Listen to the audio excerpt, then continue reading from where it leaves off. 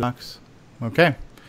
And we are live. Hello, everybody, and welcome to another episode of CoCo TALK, the nation's leading, not to mention the nation's only, live weekly talk show about the Tandy Color Computer. And it's great to be back, and it's great to have a nice panel with us, as always, and we've got a great kind of primary topic this week. We're going to be talking about color computer hardware, both real hardware and emulated hardware, as far as, you know, FPGAs and nanos and stuff like that. So with us to start, and hopefully more people will kind of come in and out of the Skype call, but Mark Overholzer, how are you?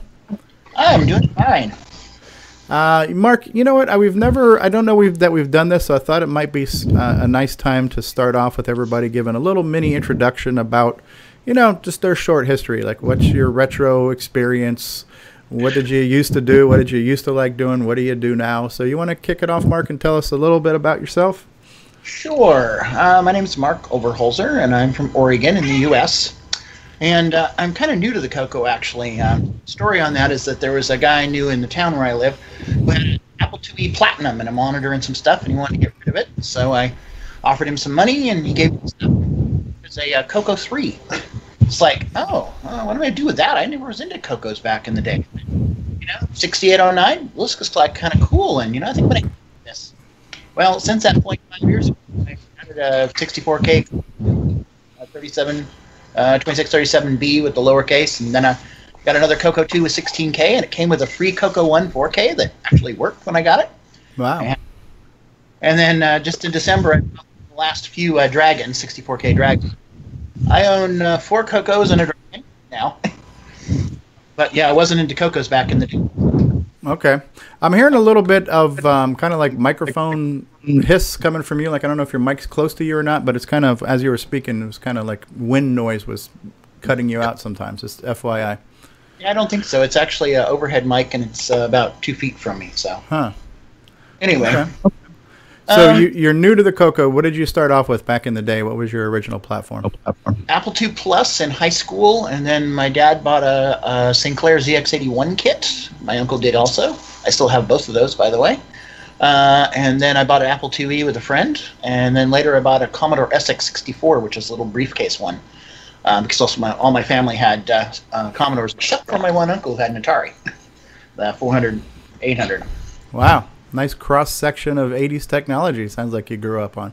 Yeah, definitely. I'm old-school geek nerd. So, very cool. My interest today is basically just, retro computers, including the CoCo, and I've been really interested in the networking stuff. There's the networking options for the Apple, and there's some coming out for the CoCo, and so I've been thinking about retro games, redoing them or patching them so they could be networked and have people play, multiplayer. Oh, wow. That would be great. That would be great. Think Minecraft or, yeah. That have, it could be a text adventure. You could do adventure with, multiple real people. So yeah. In that direction, getting networking stuff set up and then figuring out how to either rewrite or patch stuff. So that's cool. That's a great project. I'm looking forward to that. It'd be another way to socialize. Yeah, definitely. Just real quick, I want to acknowledge a few people who have chimed in the YouTube chat as well. So Curtis Boyle's here saying, afternoon, everyone. Hello, Curtis. Davey Mitchell is here saying, good evening. Hello, Davey. And Jason Rothberg says, hello, everybody. So hello, Jason. Very cool. Glad you guys can join us already. And next up, David Ladd, the handsome devil with the sunglasses. You've been on the talk dozens of times, and we all kind of know you as our personal kind of punching bag. We love to poke fun. David Ladd is kind of like the OS9 of our retro friends. We just like to bash him for no particular reason. Richard Cavell is here. Hello, Richard. Wayne Campbell is here. So give us your life story in 1 minute or less, David. Time's up. Okay. Very funny. Well, my first computer would have been the Color Computer 2 in 1984. And then 3 months later, I acquired the floppy drive. So I was lucky enough that my parents actually got me quite a bit of stuff all at once. I started off with the CoCo 2, the multi-pack, the sound speech cartridge, and the RS-232 pack. Wow. And then, like I said, 3 months later, then my parents got me the floppy drive and OS 9 Level 1 and the development kit that came with that. So it was an interesting time. Wow, you kind of jumped into the deep end of CoCo hardware and software almost like on day one, huh? Yeah, pretty much. That's cool. So then I was fiddling with that. Let's see here. And then it would have been 87. I got my first CoCo 3. And then, of course, got OS 9 Level 2 for it. Then, of course, ran into some issues with when you'd flip screens that the CoCo 3 would sometimes lock up, and found it was because the Gimme, the 86 Gimme, had to replace that with the 87 Gimme. Then I got a VIC-20. Yeah, I played a few games on it, and then went back to the CoCo. You strayed for a little bit. And then moved into the MM1. Still had the CoCo 3, but was playing with the MM1 for a while. And then strayed from the CoCo and the MM1 for the PC for a few years, since I was a PC tech. So, you know, that's pretty much all I had time for many years. So, usually if it was CoCo, it was emulator. So, and then the last 5-6 years back to the... Sorry to cut you off. I couldn't help hear Curtis's comment here. You know Curtis and his Canadian humor, but he's like, David jumping into the deep end right off the bat with hardware and software. Is that why he lost all his hair? Wow, Curtis. Wow, Curtis. He went there early into the program as well. Sorry about that, David, but it was too good to... Grant Leedy just joined us. Hello, Grant. How are you? You're so Canadian polite. You mentioned the MM1, and I've recently become aware of that through Curtis talking about it as well and showing it off at CoCo Fest a couple years ago. That was kind of the spiritual successor to the CoCo 3, technically one of a few aftermarket CoCo 4 products that existed for a time. It was specifically to focus on the OS 9 users, because the fact that it was the 68,000 based OS 9. Oh, okay. And also, unlike the CoCo, where OS 9 on the CoCo only supports 256 byte sectors for the floppies and hard disks and whatever, it's the trickery of, you know, the driver programmers that made it possible to use the hard drives that have 512 and higher sector sizes. But OS 9 on the MM1 could do it, you know, pretty much any sector size on its own. So, so it was good times. I think the MM1 was modeled on the same hardware, I think, that was in the Philips Magnavox CDI machine, if I believe I'm on that. But that's another time for that whole thing. Sure. Very cool. So you've had quite the history with color computers. Sounds like you were off to a great initial start, and then you kind of graduated to some of the bigger platforms. And fast forward to today, what is your retro hobbies of choice? What do you like to do, and what do you play with?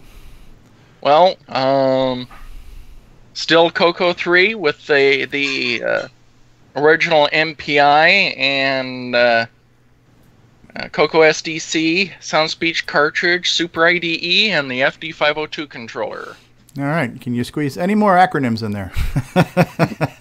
Well, actually, if I had a 16-slot MPI, I could probably go into the Orchestra 90, the Canton, the Glenside IDE. You know, I could keep going. There you go. Very cool. Well, we're always happy to have you here, Mr. Ladd. And the person who looks like a green screen is none other than Bill Nobel. How's it going, eh? Not so bad. And Bill Nobel is one of our two guests of honors today. And you want to give us your little mini life story, Bill? Oh, now that goes back a long way. First there was darkness, and then there was light, Yeah. and then there was Bill Nobel. Yeah. Well, let's see. I guess I started into the electronics and the computer industry when I was about 8. Is when I started. My brother actually got me involved in electronics because he was doing courses for studying to be an electrical engineer, and that's how I basically started. And the first introduction to a computer was when he actually bought a kit called the ELF 1802. Wow. Which is actually a board that you actually hand assembled, and it was an actual 8-bit bare bones computer with no screen, no keyboard other than a 16-key hex keypad that you actually programmed. From there, he graduated to an XD Sorcerer, which I basically took over on him. And then finally, I actually got into a CoCo 1. And then it just progressed from there to the CoCo 2, then to the CoCo 3. And once I got the CoCo 3, I got introduced to OS 9. Neat. And that's how I actually got my workings into OS 9. And then at that point, basically, Curtis and I discovered about the 6309. And that's where we actually started the initial port of getting OS 9 fully optimized to run under the 6309, hence the born of Nitrous 9. Okay. And ever since then, what got you into programming? When did you start knowing how to do assembly and writing operating systems and reverse engineering, decompiling, all that kind of stuff? actually that started with the 1802 Okay. ELF2. Okay, so you had a history of that coding is- all along. Yes.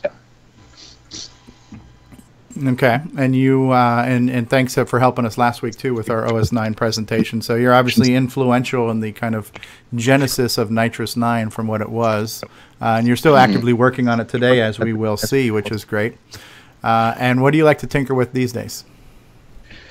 I'm still programming. That's basically it. And plus, I've got a few other little projects on the side. Like I've got a couple of single board computers on breadboards that I've been playing with, Raspberry Pis, Arduinos, a little bit of everything. And I can't wait to get into that conversation because the new type of hardware things that we have available to us is just so fascinating to me. And certainly not least, but last for now, Mr. Jim Brain of Retro Innovations. And I just want to start off by saying I really enjoyed your interview on this month's CoCo Crew podcast. It was really good. I know enough to be dangerous with hardware, but I just enjoyed hearing things from your perspective. So thanks for doing that for us all. No problem. So obviously I don't want to rehash stuff that was said on there per se, but I've been in the classic computer arena for quite a while, but relatively new to the CoCo community, probably since 2014, I would say, is my introduction. And but I've been doing hardware development, and I've been selling products since probably about 2004. And so that's kind of where I come from. Very cool, very cool. And we're really looking forward to not only hearing about these today, but actually being able to see them too, which is one of the nice benefits of a video versus the audio discussion. So that's great. And Curtis is here, and Grant Leedy is here, and a few of us in the chat are here. It's great. So thanks for taking that few minutes there to kind of introduce everybody. I kind of always assume everybody knows everybody and everybody knows everything, but I'm sure there's some people who've watched us who maybe, okay, well, we've heard the name David, we've heard the name, but yeah, thanks guys for that little thing there. And I'm Steve Strobridge. I'm your host here, and my history was my first computer was a color computer in 1981, had a 16K silver CoCo.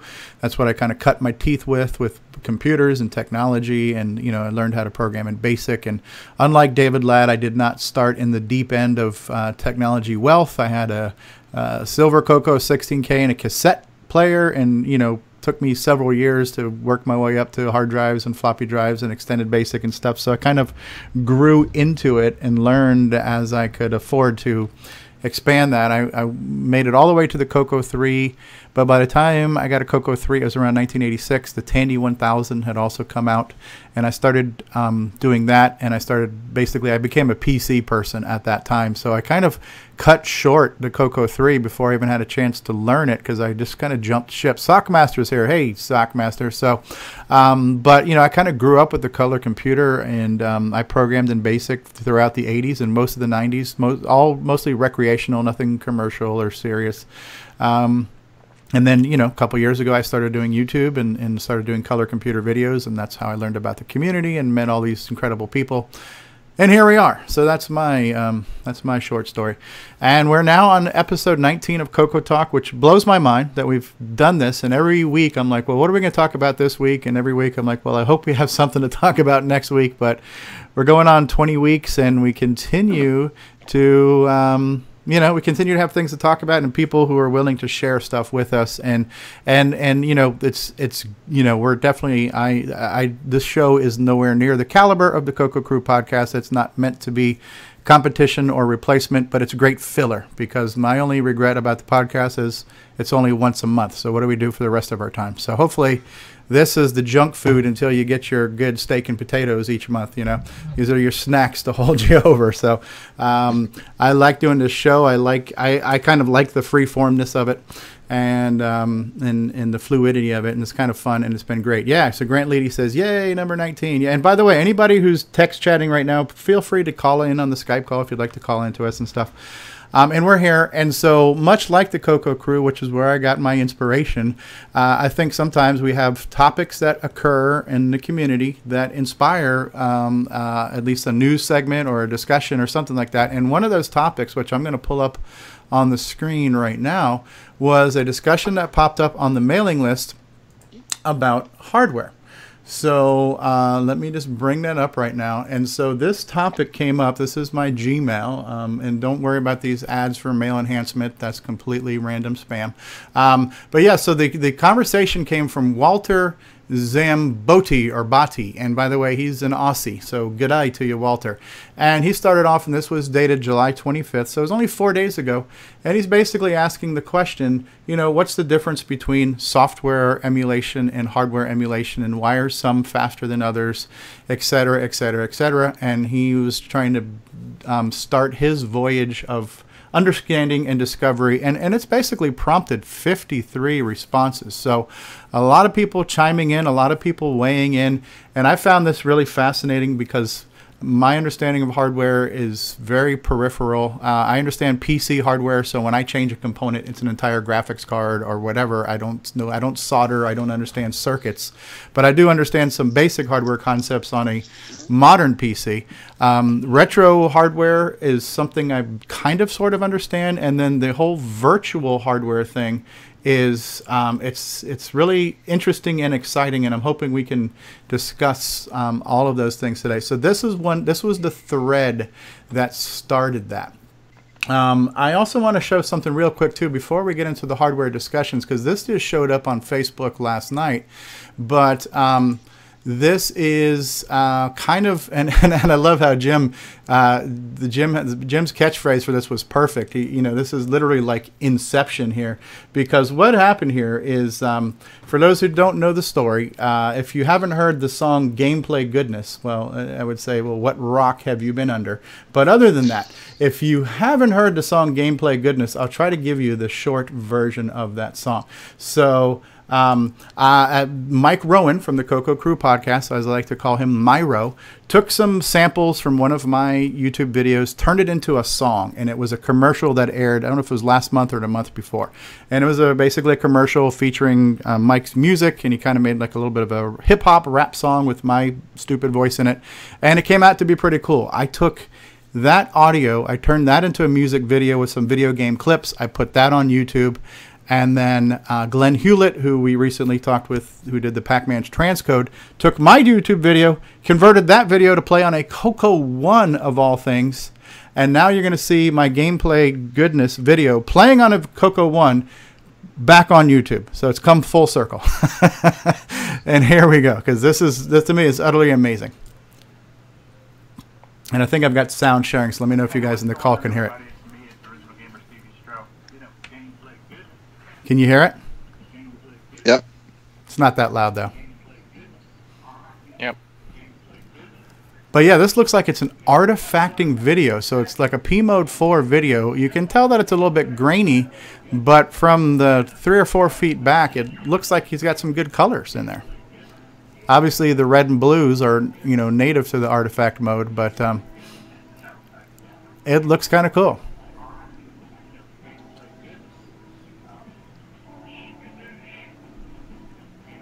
And I never would have imagined in 1980, whenever, that we would see video. I didn't even, you know, we didn't conceive video in video games. You know, everything was two-dimensional. Everything was kind of pixel-based, vector-based. Full motion video really didn't become a thing till the 90s. So this was a completely foreign concept during the time of the CoCo, and the fact that we've got the ability to play media players even on a CoCo 1 right now is pretty amazing, in my humble opinion. So that was kind of cool, and it was kind of flattering too, because you know, to have something that you know, that obviously has got a little bit of me in it, and it's just a big full circle of a bunch of people in the community working on stuff, I thought was pretty cool.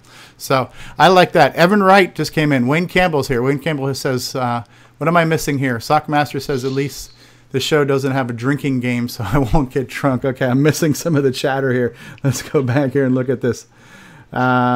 So Retro Innovations says que pasa. Sockmaster said hola. So we have some multilingual people going on here. Sockmaster says, I figured I'd stop working, and so I'm tuning in. Grant says, yay, number 19. Wayne Campbell was saying something about LOL to Sockmaster. Generally, late September, we'll get mini breaks. All right. 23 frames per second at 0.89 megahertz. That's like 6 cycles per byte drawn to the screen. All right, so talking about the video there, yeah, it's pretty cool stuff. I like that, so I wanted to share that. We'll get into some more stuff that's going on Facebook and stuff later, but let's jump into the meat and potatoes of today's topic, which is hardware. And who wants to be our first guinea pig / sacrificial lamb? Bill, do you want to go first and talk about the CoCo on a chip? Yeah, I could do the first run, I guess. Okay. And again, something else I know enough to be dangerous about, but this is emulated hardware that is running like a real CoCo. Yes. Okay. And you've got it up on screen as we're looking at right now. Nick Morentis has just joined us. Good day, Nick. Good day. How are you? And what I see on the monitor right there looks like a CoCo standard VDG screen, our infamous nuclear green color there. Yes. But this is not a real CoCo, correct? No, it is not. This is actually running on Roger Taylor's nano version of what he calls the CoCo on a chip. Okay. Which is actually been nicknamed Cyclone right now. Okay. And basically, it's a little board called the D0 Nano, which is a fairly small board. I'll just... Yeah, I want to get that's that it to where right we there. can see it. Okay. Okay, and it's pretty basic. The D0 is on the bottom, which is which the gold legs are attached to. And on the top is an actual daughter board, which actually contains the two 512K SRAM chips to give you a total of 1 mega RAM. Okay. And of course, there is a Wi-Fi module, which is tied to RS-232, because there's two RS-232 ports built in. Okay. Wi-Fi is taking up one of them. And underneath, there is a Bluetooth module. And this guy right here, it's the 24-bit DAC chip, which gives you all the audio in full stereo. And the rest of it is these guys here are transistors to do the level conversion from 5 volts to 3.3, because FPGAs are 3.3 volt based. So they're just a level shifter to bring 5 volts down to 3 and 3 back up to 5. Okay. And the rest of the resistors here are for the actual VGA circuit to give you the actual 6-bit color. And of course, there's the SD module, which are removed so you can see the actual RAM chips, but it's a standard SD module, which is actually the same exact module that's used in the CoCo SDC. Okay. And so I'll just plug that guy back in and power it back up. But now, of course, you see Roger's got the actual ROM image from Disk Extender 2.1, and he's actually modified it so that it will actually use the SD card instead of a floppy drive. So it's kind of like a hybrid Disk Extender Color Basic and SDC DOS built into one thing? Yes, it's almost identical to the SDC DOS. For mounting disks, it's exactly the same. You type drive space 0, quote, image name. Okay. So for those familiar with running the CoCo SDC on a real CoCo, there should be a very short learning curve. Yeah, very short learning curve. It took me about maybe 15 minutes to get into the scheme that Roger used, because there's just a couple minor differences, but still the same. Yeah, and I do recall some chatter on the Facebook group and how I guess the file system has changed over time, and you've now got it to where that SD card is just a straight up FAT32. Or something like that, which means it's kind of universal. You can plug it into a PC or a Mac and drop things on it. It's drag and drop, basically. You take disk images and you drop it right on the SD card, and away you go. Yeah. Yeah, and the VGA output looks real clean here from what we can see. The green looks pretty good. You know, it looks like the green we all know and love, or hate, depending on. It looks like a CoCo. And Roger's actually got the kind of a simulated artifacting color in place, so that it actually some of the artifacting games will actually look proper on the Nano. Yeah. Okay. Yeah, he's been heavily working to get that part of the video perfected. Okay. Yeah, and I don't know if he's also kind of communicating with Brendan Donahue, who is also doing a similar project, because Brendan's doing artifacting on his CoCo VGA project for the CoCo 2, I think was what that runs on. Cool. Yeah, I believe that's what he's doing. Yeah. Okay. Very cool. I like what I see so far. One of the questions that came up in the original thread on the mailing list was, well, what controls the speed of these things, and what do they actually run as? Because they're saying the FPGA board runs at 50 megahertz. Why do some computers run at 25, and why can an emulator run at 133, and why can't VCC run faster because it's on a gigahertz Pentium? And what ultimately, at the end of the day, controls the speed of these kind of, hybrid hardware systems? Okay, well, that's getting into a little bit of the actual hardware side. The reason the actual FPGA itself, well, in the Nano's case, it defaults to 50 megahertz. You've got a 50 megahertz clock available. And each piece of hardware you attach to it, whether it be real hardware, whether it be the SRAM chips or VGA or whatever, each has to talk at a different speed. So in VGA's case, it's usually a 25 megahertz signal that's actually used to produce a video signal. So there comes the 25 megahertz that most people are aware of.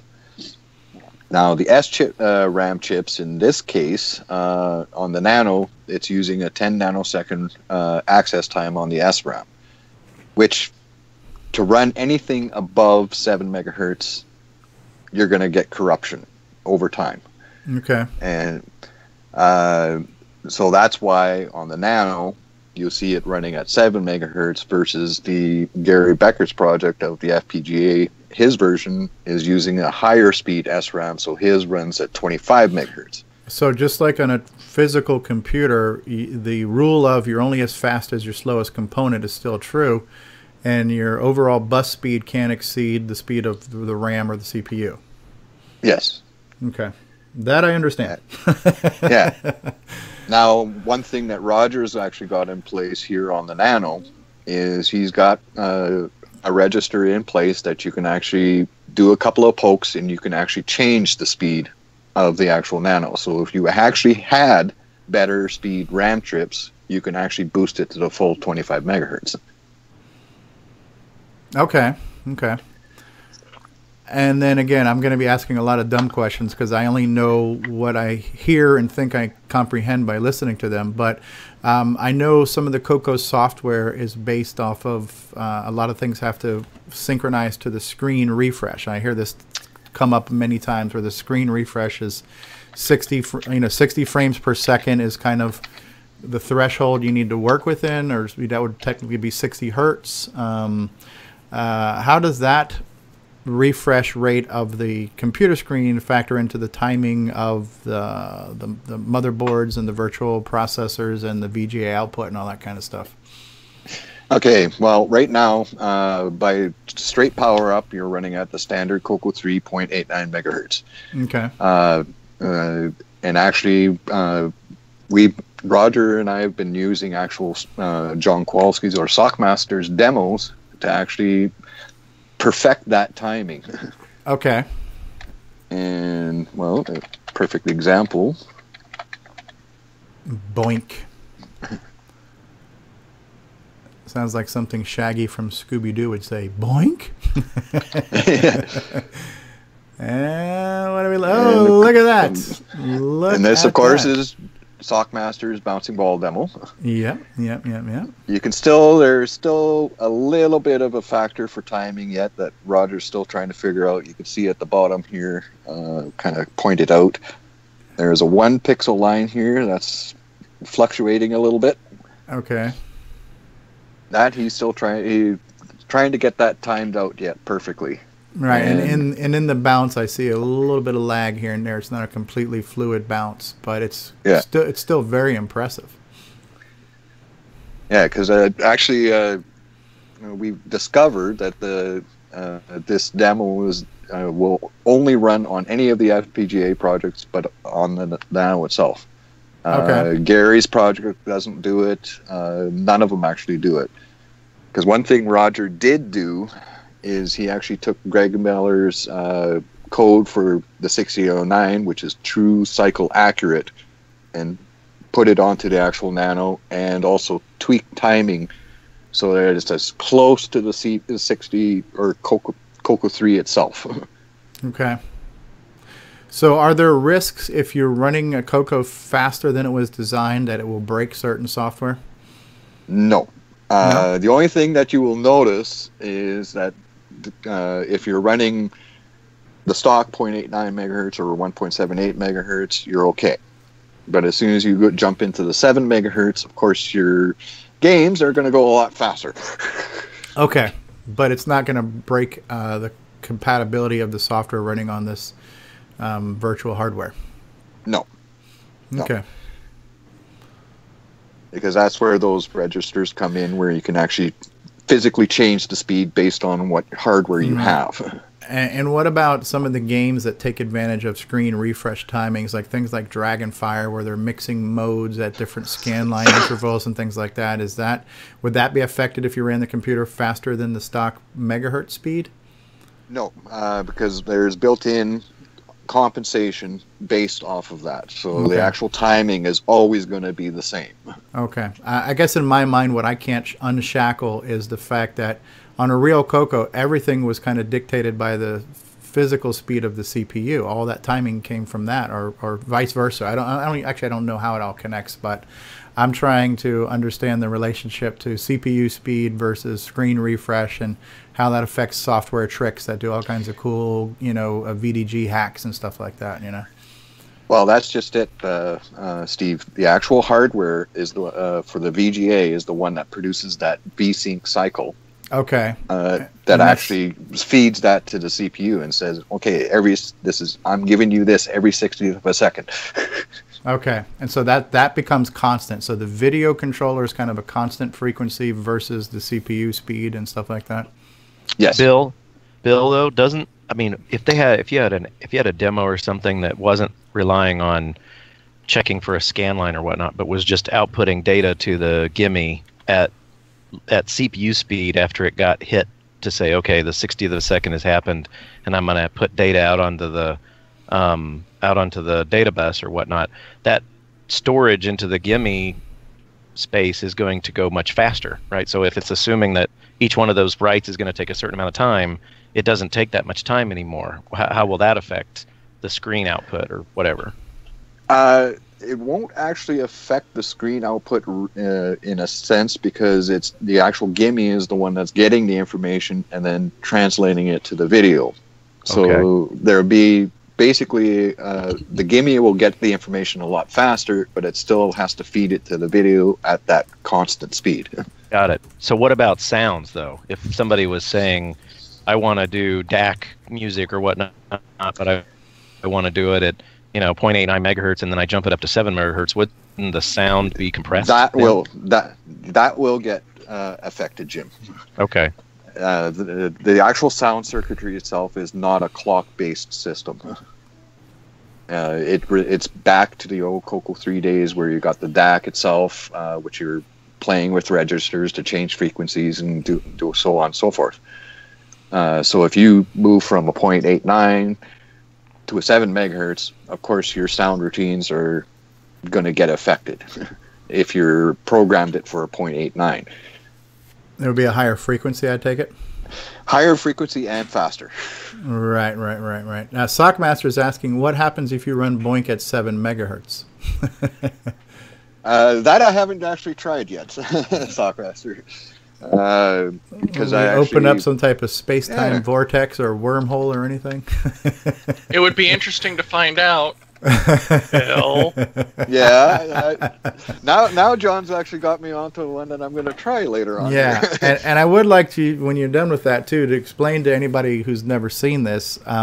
Tell us basically what are some of the components that are required to assemble one of these, and what's the process like? Like if somebody wants to build one of these, newfangled CoCo hardware projects, what are they looking at as far as parts and materials and time and cost and things like that? Okay, the actual parts itself, well, of course, you would need a D0 Nano, which is a Cyclone product. The actual daughter board itself is Roger has available on OSH Park, where you can actually order the boards. Was that a custom designed PCB type thing? Yes. Yeah, it's actually a custom designed PCB, which is, of course, what you see here, which is where the VGA connector and the SD module, the 2 SRAMs, and all these resistors are attached to. Those boards are actually $80 for a set of 3, because OSH Park, their minimum board order is 3 for some reason. I don't know why. The actual parts themselves, Roger's got a shopping cart with DigiKey. That's about $40 altogether. And then, well, the Nano, price varies depending on where you get it from, anywhere from $80 to $120. So roughly a little over $200, and you actually can build yourself a full FPGA version of a CoCo. Okay, so everything we're looking at right there, the kind of electronic guts on the table there, that's about $200 and change for those parts. Yes. How does it get its power? Okay, the actual power itself is actually standard mini USB. I don't know if you can see that in the video here. It's kind of plugged into the bottom there. Gotcha.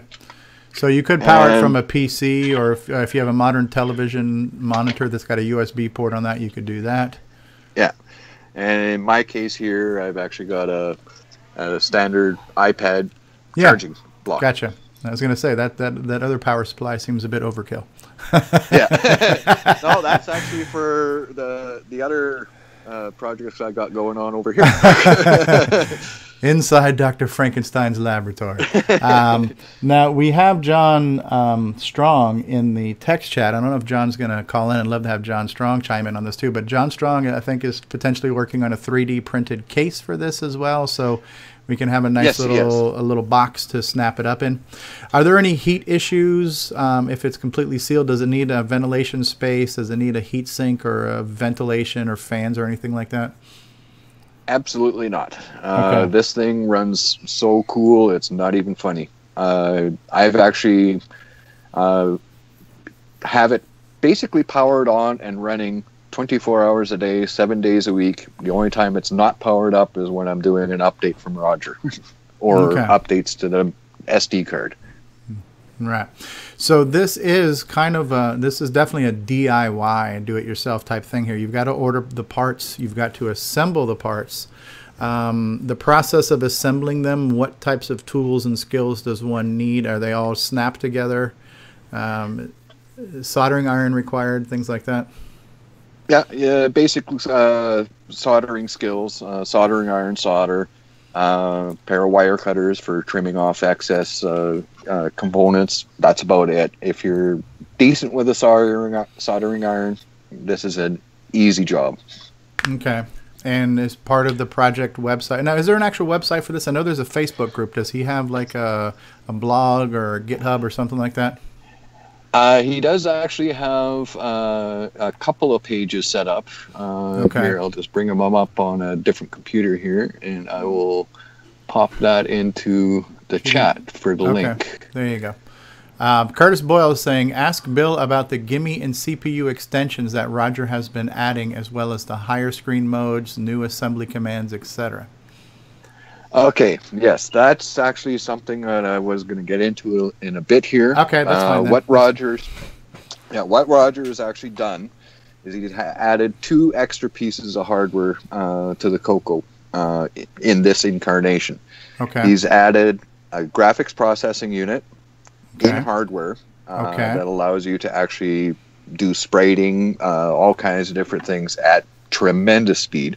Wow. He's also added an FPU, or a fixed point unit, which is math. So he has actual the math coprocessor built into hardware. Oh, wow. And that coprocessor is actually kind of phenomenal. I've been playing with it for the last week. Okay. And that thing is freaking fast. It does most calculations in one single E-cycle of the CPU. Okay. Hopefully some people out there know what you mean by saying that. So it's basically one cycle on the CPU is usually, different instructions will take different cycle speeds. Okay. Like a load A would be like 6 cycles. Whereas this FPU, once you actually execute the command, it returns that within 1 cycle. Okay. So it is essentially it's a CoCo clone, or it's a CoCo compatible system, but there is some enhancements to it as well, which I would imagine that is it Gary Becker. I always screw up Gary Becker. I want to say Glenn for some reason. So Gary Becker's FPGA is also kind of like a CoCo Plus, right? There's more functionality to it than an original CoCo. All right, so you are doing what now? You're loading something up? Yeah, I'm actually bringing up a demo that actually kind of shows off all 3 of the actual hardware enhancements that are in the Nano. Okay. It'll show off the GPU, it'll show off the FPU, as well as the AY 3020 sound chip that's built into it as well. It's got a sound chip. Is there a toaster or maybe a Keurig thing that can make coffee that comes with this too? Or well, actually, there's a couple extra things in there too. Yeah, because it's not just the standard CoCo 3 6-bit DAC and the AY sound chip. There's also an Orchestra 90 built right into it as well. Now, how much would you pay? But wait, there's more. If you act now, we'll throw in a bamboo steamer and a set of Ginsu knives. And this ties into another topic that was brought up a while ago about when, what's too much when it comes to a hardware or a project, and when does a CoCo cease to become a CoCo and become, an abomination or something else. If you're a fan of the CoCo, which I am, and I think a lot of people are, you almost want to say there can't be too much. There's no such thing. I got to have more cowbell. Well, that's exactly it. Like Roger's added all those pieces of hardware, plus he's actually taken the Gimp and actually enhanced it even more by using some of the unused bits to actually give you extra video modes and a few other things. Wow. So I don't know how many people are familiar with Chris Lamont, but he had a Mandelbrot renderer for the CoCo 3, which took pretty much days to actually produce the actual image. Okay. Whereas Roger's taken that code with Chris's permission and actually modified it to actually use the FPU and the GPU functionality of the Nano by putting it into full 640 by 480, 256 colors. Oh my god. Yeah, so it is phenomenal. And this is basically drawing the whole image with having the AY chip sound in the background. I don't know how well the sound is coming through. Sounds fine. Yeah. But you could see how fast the actual GPU is FPU is going. Yeah. Because it'll actually do this screen in a little over about 2 minutes. Yeah, John Mark Mobley just joined us. Hey, John.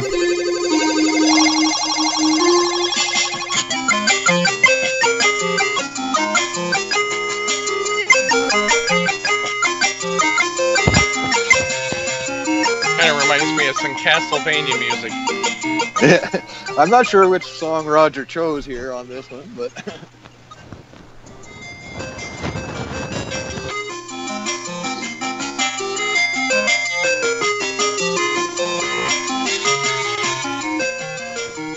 Now, did your video feed freeze, or is it still stuck on like a 1/3 screen right now? No, it's actually still progressing. I can see it going in the Skype call. It's a little hard to see the 640 resolution being drawn, though, I would assume. I still see... okay, it's still drawing. Okay. Okay, and this is called a Mandelbrot. I remember seeing these things on IBM systems. Yeah. Yeah, they physically... without an FPU, they would physically take a long time to draw. So this was like back in the days of the PCs where you had a math coprocessor you could put on there as well. Yeah. Now, basically what I'm doing now is I'm actually changing the actual zoom level. I'm going to zoom in on this area. And this actual square is being done by the GPU. Okay. But Roger's got some different effects in there for anding and oring just to kind of show it off. Okay. So I'll just choose that spot there, and then it'll start the redraw of that area, converting it.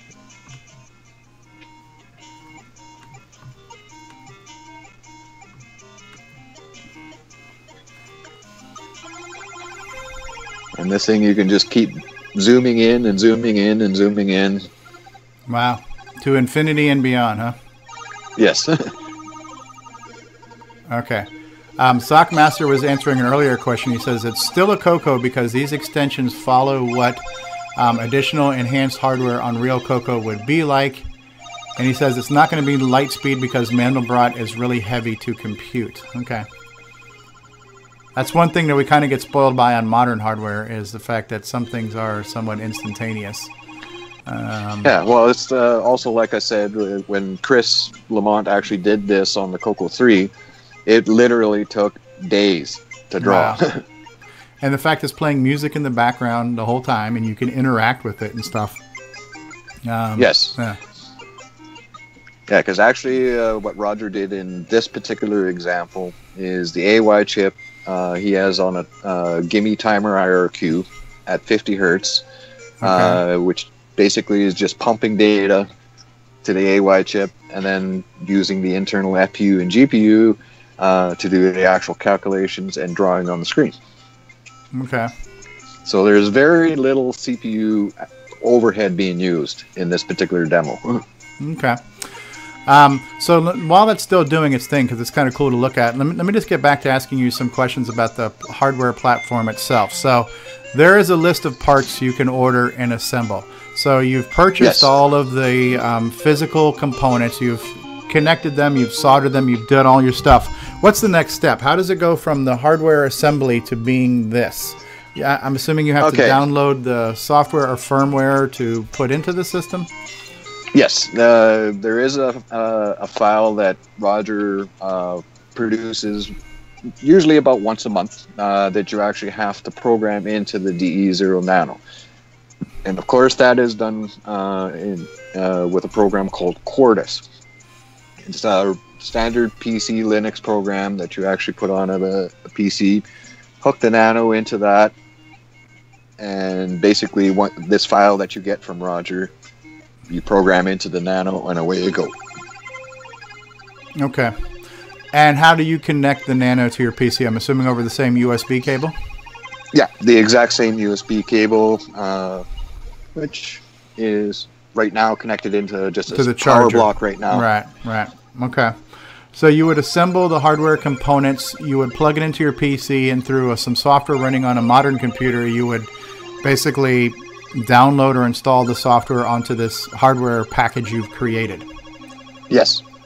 And basically it gets ahead. stored on the actual Nano itself. Any of the pieces that you build, like it's the bottom board here, which is the Nano, you're basically just programming the actual FPGA chip itself. And that's something I barely grasp, and so I'm going to ask a bunch of more dumb questions about that. But this was explained in the thread as being emulated hardware. So in a sense, it is a piece of hardware, but it is a generic piece of hardware that you can order that then through software running on another machine, you can tell this hardware what to do. You give it an identity, basically. So it's programmable hardware. Yes, like FPGA is basically stands for a field programmable gate array. Now, what these chips do is they have what's embedded into them what are called logical elements that you can actually change.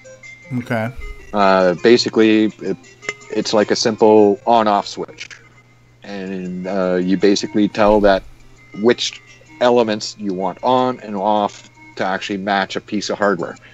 Like an AND gate or a NOR gate or an OR gate, various different types of gates. And that's basically, you combine multiple of those things together to actually make either a CPU or a VGA circuit, which are all digital-based electronics. Okay. So the things that most people write in emulation, where you're having software pretend to be hardware, which is what a standard high-level emulator does, this is having software telling this hardware to act as what to do. Specific types of hardware components. And you're basically building a single board computer, essentially, where you've got a CPU, the gimmies on here. The RAM is physical. I would imagine it. I don't know how easy it is to facilitate, emulated RAM. Yeah. But it is capable in the FPGA to actually program RAM on chip. Okay. But it does take up a lot of space. Like in the Nano's case, there's roughly 220,000 logical elements that you can actually program, and each piece of hardware that you program into the FPGA takes up so much of those elements. So RAM, if you actually do it into the FPGA, takes up a lot of those elements. Okay. And honestly, real RAM is better anyway. So I would imagine real hardware is the best hardware. Yes. So RAM is RAM, and you were talking about static RAM at this point, which is previously only available to the rich and famous. We can get this pretty cheap now too. So. Well, the advantage of RAM that's on the FPGA is it's much faster. Earlier you were talking about 10 nanosecond RAM. Okay. And so if this Nano, if the bus speed or if the max speed of the Nano is maybe 300 megahertz or whatever, then if you use the onboard RAM, which is like noted, it's expensive but it's fast. Yeah. Which of course the Nano does have a 32 meg SD RAM, which is that chip right there, which is on the bottom of the board. Okay. At this point, it's not being used in this CoCo 3 emulation. Roger is actually thinking about actually moving the video circuitry into that SD RAM. Oh, wow. So free up a little bit more room on the actual Nano itself to do other things. That's just amazing. Hey, Rudy Kazuti has just joined us. Hello, Rudy. How are you? Yeah, it's neat. So I have a hard time wrapping my brain around the fact that this is virtual hardware or programmable hardware. I see it, I understand it, I know it exists, but because I don't know enough about real hardware, it's hard for me to imagine this emulated hardware. But I do know a few things about a real computer. So you typically have a processor that goes in a socket. There's usually a bus, which is circuit paths that connect that to other things, and you have other chips on your motherboard. You've got things like, chipsets and on the CoCo we had the VDG and we had a SAM and we had other things. So does this emulate all of those individual chips and all of the circuit paths or bus connections that connected all those individual chips, or does it somehow through osmosis and sorcery combine it into one super chip that just does it all? Or no, actually, it is individualized inside the FPGA. There's the 6809. Plus there's two 6821s, which is straight out of a CoCo 3, plus the Gimme chip itself, with mods, of course, and then the external connections for two RS-232s, which the RS-232 controllers are built into the FPGA, but the actual connections on the other side of the RS-232 are right now currently being used by the Wi-Fi module and the Bluetooth module. Yeah, and so let me ask you, how does that factor in? Because Wi-Fi and Bluetooth are technologies that didn't exist in a CoCo. You're attaching physical doohickeys for them. So when you have this Wi-Fi module, it has its own way to handle the Ethernet stack and the IP stack, and that doesn't involve more coding and processing on the Nano, or yes. Does it? Yeah. In this particular case, Roger is actually, for the Wi-Fi module, using the ESP8266, which is a very common module that has full Wi-Fi connection, but it also has built into it an actual RS-232 interface, so you actually can connect it to any computer that has an RS-232 interface. It actually has an AT command set that actually replaces the old Hayes modem ATDT command, but instead of typing a phone number,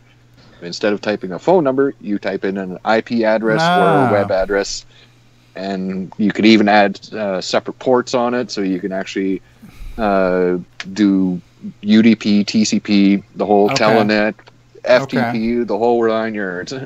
That's what the CoCo crew were talking about, ordering one of these things, and Neil says I'm still on the waiting list to get mine. So it sounds like that's what they've been talking about, huh? Actually, what the product they were talking about on the actual CoCo crew podcast is using this 8266 chip. Okay. So it's but it actually has the extra little pieces of hardware to actually do the level shifting for the TTL circuit. So how do we zoom out right now? We zoom out from the CoCo hardware. Okay. Not talking about that. I'm talking about metaphorically. I'm trying to mentally zoom back right now. So right now you've got a CoCo hardware running on this Nano chip, but we're also talking about Bluetooth and Wi-Fi. How do we get the Wi-Fi to connect to something else? Do you have to do something on your modern PC to program the Wi-Fi to connect to your hotspot and give it the username and password to get it on, or something like that? No, you don't, actually. Okay. No, actually, you don't. And here, I'll just get that started up here. And then Curtis also has a request to show off the 80x60 text screen running Nitrous 9, so just to bug Nick. Yeah, that's coming. That's coming. Okay, so you can actually do it from within the CoCo. It's an internally. Okay. See, this is also things that's hard for me to wrap my brain around, because I'm thinking in the linear physical terms of what we could do in the 80s, and it's hard for me to fathom telling a CoCo, hey, connect to Wi-Fi. Where's Siri? Hey, Siri, connect CoCo to Wi-Fi. Yeah, well, think of the 8266 as a, or the ESP as a modem, since it's got the AT command set. So that's all it is you just give it the commands and as you dial can see away. there, You just need your comm software.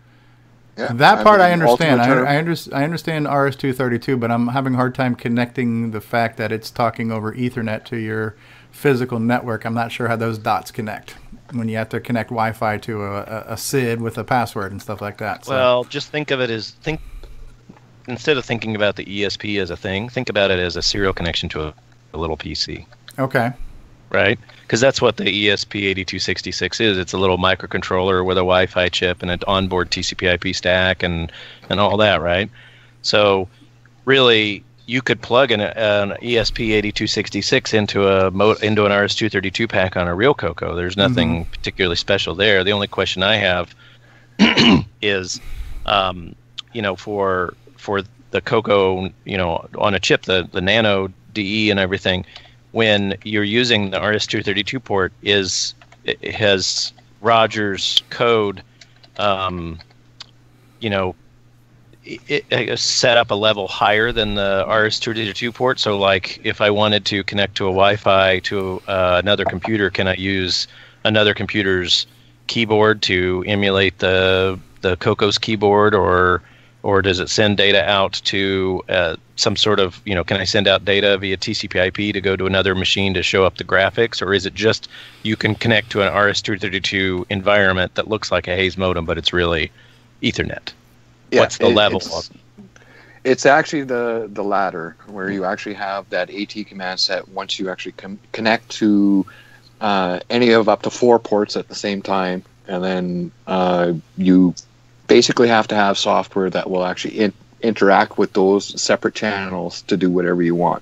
So you basically have 4 ports that you can actually have open live, that you actually the data itself that comes from the Wi-Fi gets pumped out on those 4 channels. Okay. And that's bidirectional, of course.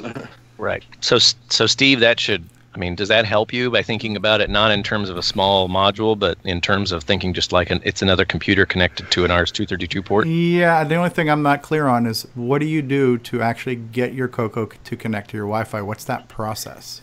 Oh, so what you do... Not familiar with the AT command set offhand. I've got a manual in another room that actually, I haven't played with it too much, but I actually have had it connected to Google.com. Yeah, but how did you get it on your Wi-Fi? Take a step back from Google. Yeah. There is actually an AT command set. I believe it's AT KIP.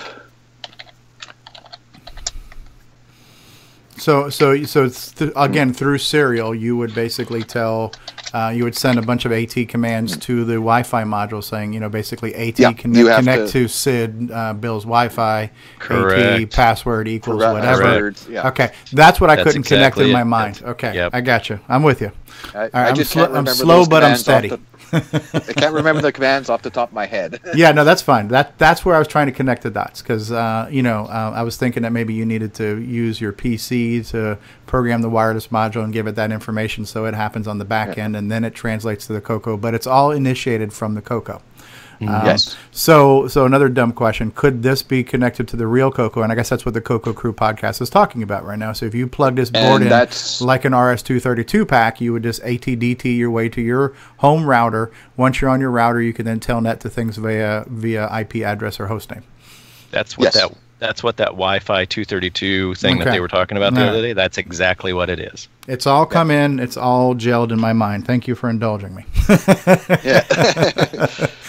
That's cool. That's just it. People do need to understand this and know how to actually work with it. I'm the measuring stick for all things. When I understand it, any idiot can understand it. So I'm just doing a public service.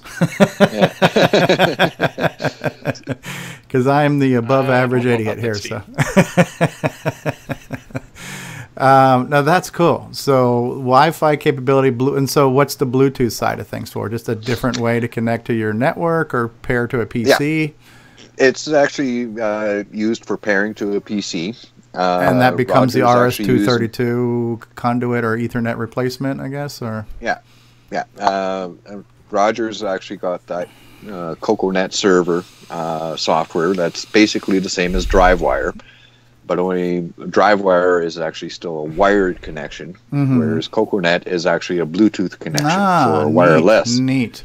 What are the odds of doing things like Bluetooth keyboards and mice and having those become input devices back to the Nano? It is possible. But actually Roger's taken one step further. he's actually added an IR receiver, which is that piece right there. Okay. Which will use actual infrared keyboards, joysticks, etc. Which aren't the best, but it's still no, they aren't cool. the best, but Yeah. it's still he has that capability. That's there. cool. That's cool. Yeah. Yeah, because as soon as I hear Bluetooth, I'm like, all right, beam me up, Scotty. Let me pair all my Mac peripherals to this, and I've got a Magic Pad and a keyboard and stuff, and let me bang away on those. Wish in one hand. Yeah.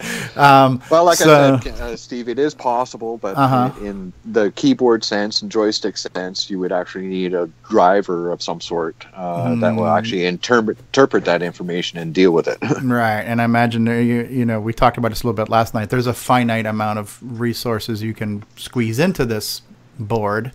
So you got to pick your battles, and there's still limitations, just like any other system. Every system has limits, and you still have to find efficiencies and optimizations within those limits to balance out the whole thing, I would imagine. Yes, so let's make Curtis happy, and let's show off the. And if you ever get back to it, if you could try Sockmaster's Boink at 7 megahertz, we want to try that again, and then also OS 9 at 80 by 60. Okay, well, right now And run games. And run games. There's Nick. Okay, so now I'm actually dropped back down to straight RS-DOS, and I'm about to actually boot OS 9. Rogers has an actual command in place for enhancement to DOS command, or instead of just typing DOS straight, you can actually add the image name, which in this case I have as OS 9. Okay, DOS OS 9. 1.21 gigawatts. Great Scott. And here we go. Now, this, of course, is running at the full 7 megahertz. Okay. So this is truly Nitrous 9 at this point. This is true Nitrous 9, yes. Where we're going, we don't need roads. Yeah, this is also, of course, running the full 80 by 60. So okay, yes, look at that. Look at that glorious multi-column display there. That's great. Now, this is, of course, one enhancement that I did to Nitrous 9 for the Nano, is I enabled all the extra text modes for all the different resolutions. It can go all the way up to 80 by 60, right back down to the 32 by 16. Okay. And I'm also rewriting GraphDriv now, because it's going to require a full rewrite to actually take all the extra modes that are in there as well. Okay. So that's kind of still a work in progress, but hopefully in the next couple of months I'll have a release for that one. That is cool. The future of OS 9 on the Nano.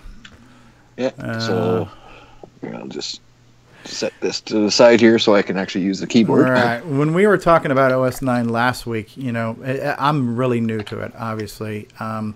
And to me, the only way I can fully appreciate what OS 9 does is on hardware. Because when you're running it on VCC, to me, it just doesn't have the same charm, because it's easy to forget the fact that this was designed to run on hardware at a time when multitasking, multi-user just wasn't being done in the 8-bit home computer sector.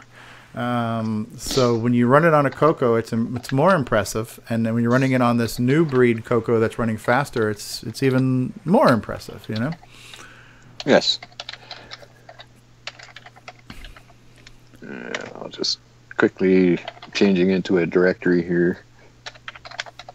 And then hopefully we can touch on this too, and if Jim's still awake, hope I haven't put him to sleep yet, but when we start talking about some of Jim's hardware projects and fragmentation and things, we've already addressed the fragmentation of CoCo audio hardware.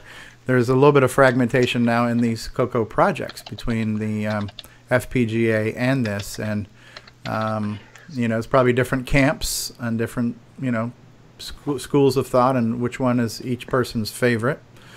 Yes. Are there like rivalries between these two platforms?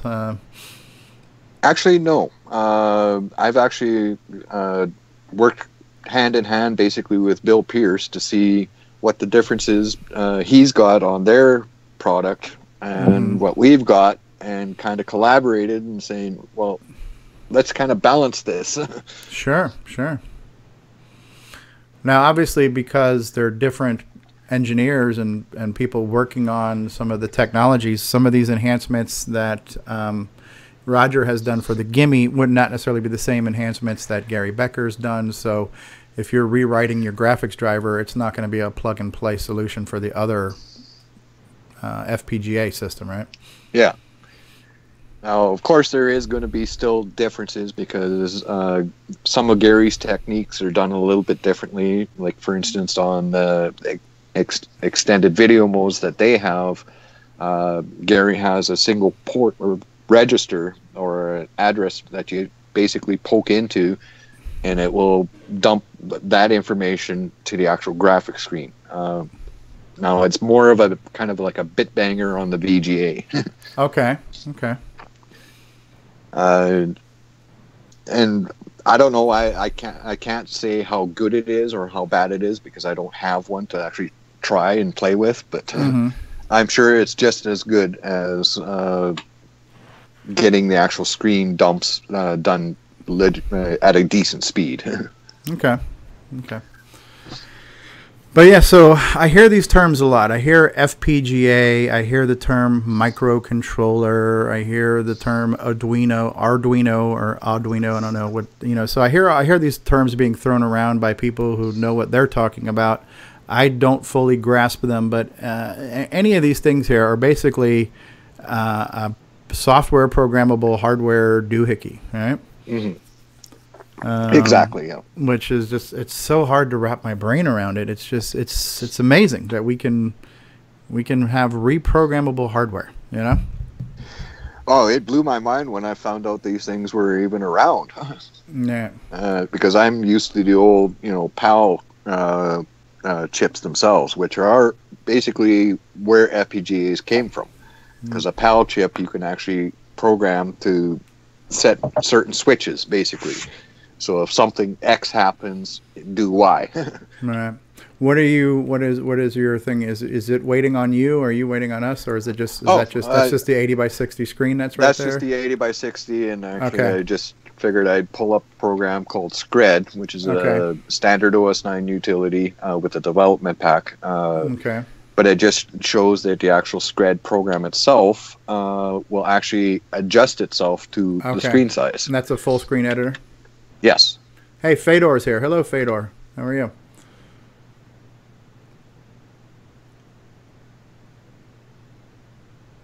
I'll just back out of that. You don't have any music playing in the background while you screen edit? No, I'm still working on the actual sound player in OS 9 yet. Yeah. That's cool stuff. Yeah, and if we could definitely try to run Boink at 7 megahertz, that should be interesting to see if it doesn't make our eyes vortex into the back of our skulls. Yeah. Hey, Bill, I like the 80 by 60. It reminds me back in the old days with my first PC doing 160 by 53. Mm-hmm. Yeah, well, actually, since I did the 80 by 60 on the Nano, anything I do develop on the CoCo now, I do on the Nano because of that 80 by 60 screen for editing. More real estate, yeah. Now, is this the same one where Alan Huffman was showing us pictures that you guys have simulated things like scan lines and things like that on the display as well? Actually, I'm not sure what Alan has there. I've never seen it, actually, so I can't comment on it. Okay. I remember him posting some pictures to Facebook showing how he was running one of these platforms. And what is Alan running? Is he running this, or is he running Gary Becker's? No, he's actually running Roger's version. I believe he also has Gary's version as well, but I'm not positive. Okay. Yeah, I remember him posting some pictures where he got, these screen modes to look like they were on a CRT. Even though they were on a digital flat panel VGA screen, he somehow got scan lines to. Grant Leedy says, "Didn't I read earlier in the week that Nick was going to make a game or something with OS 9?" And Curtis says, "Yes, Nick is going to port Tic-Tac-Toe, I believe." Multiplayer Tic-Tac-Toe. So keep waiting. Nick's got his work cut out for him. I can't wait for the blog Yeah, and by the way, Nick, I know I commented on it, but since you're here, I really appreciated reading your recent blog post about audio and some of the challenges and decisions that you're going through with that. Just a question on this Nano. Any idea how many have been sold so far? Like, how big's the market at the moment? I do know of 5 sets of boards being bought, which of course would actually be work out to 25 boards. I know I've done 2 runs of boards already, and I've sold the ones that I don't have. This particular one that I have right now is still the original development version from Roger himself, which has these extra header pins on the top side of the board, which most people will not have. The reason why those ones are there is was for actually testing new pieces of hardware being added. Which right now, of course, all of those pins are actually used for other things right now, but there is still one extra I/O header available here yet that is unused, and that is that guy right there. It's a standard 8-pin input-output port that's available for control of what you want to add to it yourself. Is that where the planned joystick is going to go? No, Nick. Actually, the joysticks are actually planned to go onto the analog side of the Nano, which is on the bottom here, which is that header right there. Right by my finger there. There's another header there, which is an extra header on the actual Nano that is all analog to digital pins themselves. So that's going to be another board, is it? Yes, it is. And actually, Roger just sent me a message this morning that he's actually got a surface mount board that he's actually going to work with here that actually will finally bring the joystick board. And what are those ports going to be? Are they going to connect to the traditional 6-pin DIN female that's on the original CoCo? Yes. You can actually use the original joysticks on this new board that's coming. And then will you support either hardware or emulated high-resolution support for that? Actually, that is already in place. Roger actually has both high-res interfaces built into the Nano already, and it is fully auto-sensing between the two. So it knows exactly which one to use over the other. What is Roger's background? He just decided to basically bend the rules of time, space, and physics and create all this crap. Yeah. Well, I'm not exactly sure of his entire background, but I know he's one of the most phenomenal hardware engineers that I've ever run into. Wow. The guy is just lickety-split on programming, because every time I've reported a bug to him, within 10 minutes I've had an update to fix it. Right. So basically this requires the understanding of real electronics and circuits and components, and then it also requires, to a degree, an understanding of programming, because then you then have to write the software to create all the electronical hardware that would have been done traditionally with a bunch of physical chips and copper connections and whatnot, right? Yeah, and I do also know that Roger's done a lot of CoCo programming. For CoCo 3, he's got a Jules game. He's also done the Phoenix IDE for the PC, which is an actual development environment on a PC to actually program a CoCo. Okay, yeah, because when I hear IDE, I'm either thinking of hard drives or development environments. So thank you for clarifying. Cool stuff. So are we able to try Boink? Well, I haven't actually done the code change. Because that that's I'd have to embed an extra poke in there. Okay, all right. Well, maybe we'll have we seen enough, or is there more you need to say? Have I not asked you something, or have you not shown us something you had planned on? Because as Jim was saying, you don't know what you don't know.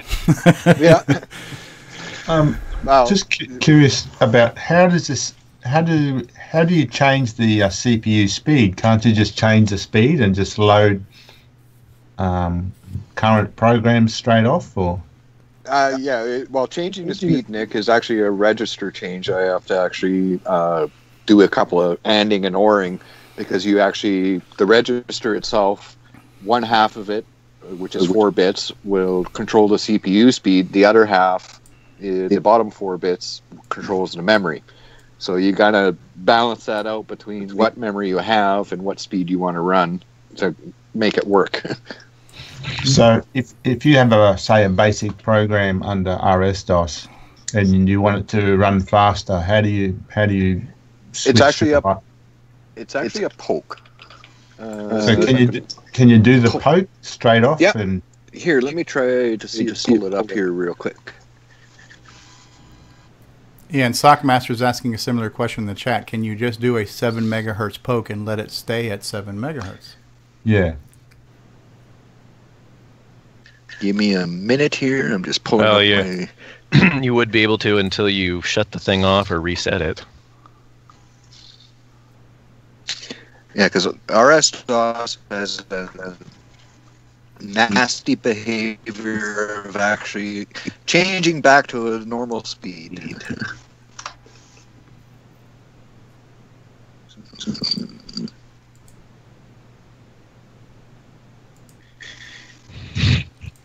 All right, tell you what I'm going to do. I'm going to run a commercial here for a minute. I'm going to take a restroom break, and I'm going to run a commercial on the live stream for those to see while you're working on that. So everybody take a minute to pause for the cause, and we'll be back. For those of you who are watching, if you need to go tinkle or whatever, feel free. You don't need my permission. There's no hall pass required. And as Chuck Woolery used to say, we'll be back in 2 and 2. Hi, I'm John Linville. And I'm Neil Blanchard. And we are the CoCo crew. We are here at the last day of CoCo Fest. It's been crazy. We are exhausted. It's been a great weekend, one of the best CoCo Fests I can remember. I wish you could have been here. And all you have to do is make the decision and come next year. Always come next year. But in the meantime, listen every month to the CoCo Crew podcast. Thank you for listening. Thanks. Hey, what's going on, everybody? It's me. It's Original Gamer Stevie Stroh. And I just want to let you know that I have merchandise available at my website right down here called ogsteviestroh.com. What kind of merchandise do I have? Well, you can get yourself a DVD kind of like this. This here is my DVD from 2016. This is the CoCo Fest 25th anniversary color computer gaming DVD. What else can you get on that website? Well, you can get yourself a DVD like this. This here is my brand new DVD for 2017. This is my CoCo Fest 26th anniversary DVD featuring 13 gameplay videos and over 3 hours of, or at least maybe 2 hours of, gameplay goodness. Well, for a limited time anyways, too, you can get yourself the 2017 version of Pop Star Pilot on my website by going to ogsteviestroh.com.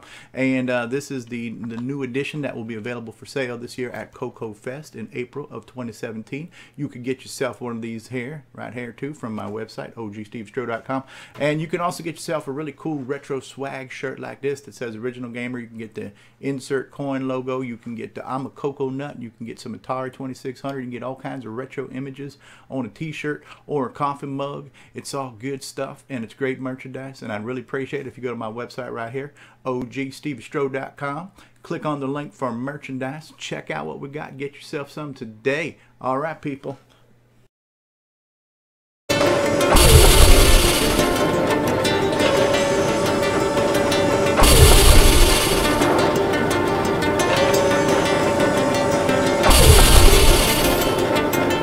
Between 1977 and 1994, Tandy and Radio Shack produced a wide array of prolific personal and business computers.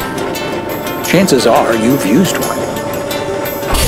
And now there's a new event designed to celebrate all of these computers in one place.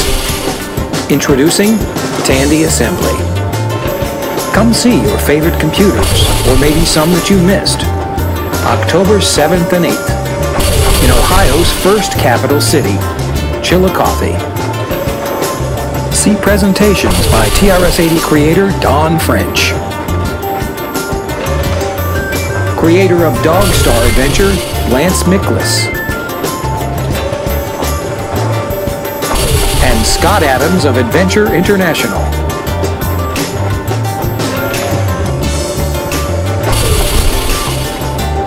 For details, visit our webpage at www.tandyassembly.com. Some assembly is required.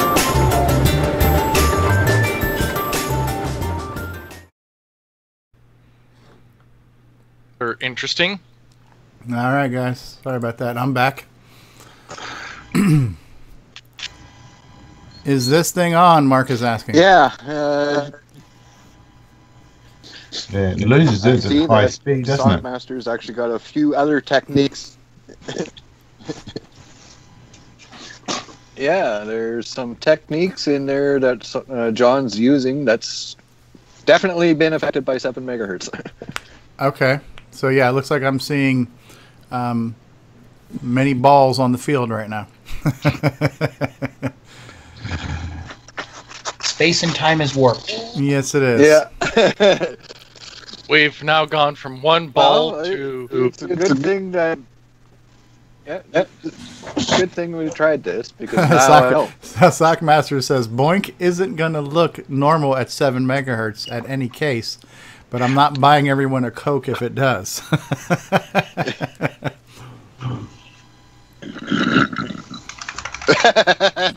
So, there you go. Well, it doesn't, John. It runs faster. We'll give it that, right?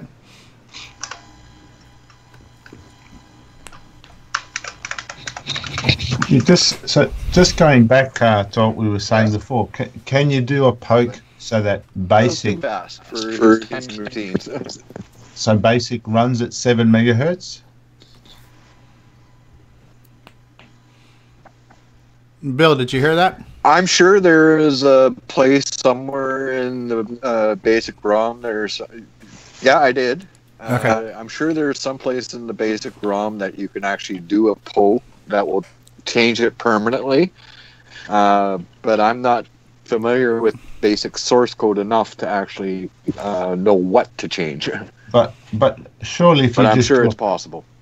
I would have thought if you do the poke now, where you've got the screen now, switch the FPGA hardware to high clock, and then everything runs at the higher speed.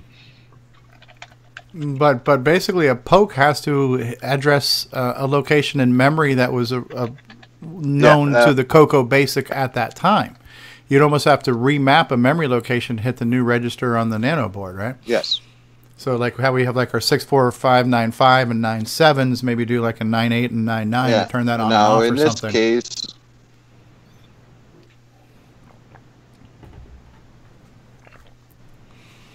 now in this case on the screen you see the poke that I have there right now. Mm-hmm. That is the staggered poke, and it actually does speed up the code. But okay. Of course, things are going to really go wonky on some of the programs because they're going to be a lot faster. Yeah, okay. That's all right. You can see how fast the cursor is blinking now. Right. So now you can run a basic program at 7 megahertz. It's almost like having a semi-language speed at that point. Yes. Yeah. Actually, yeah, because like Roger was using the standard FFD9 to actually flip into the actual 7 megahertz, but he found that basic on any prompt where he comes back to the OK prompt would actually move the register into another location, so that it became permanent once you poke it in.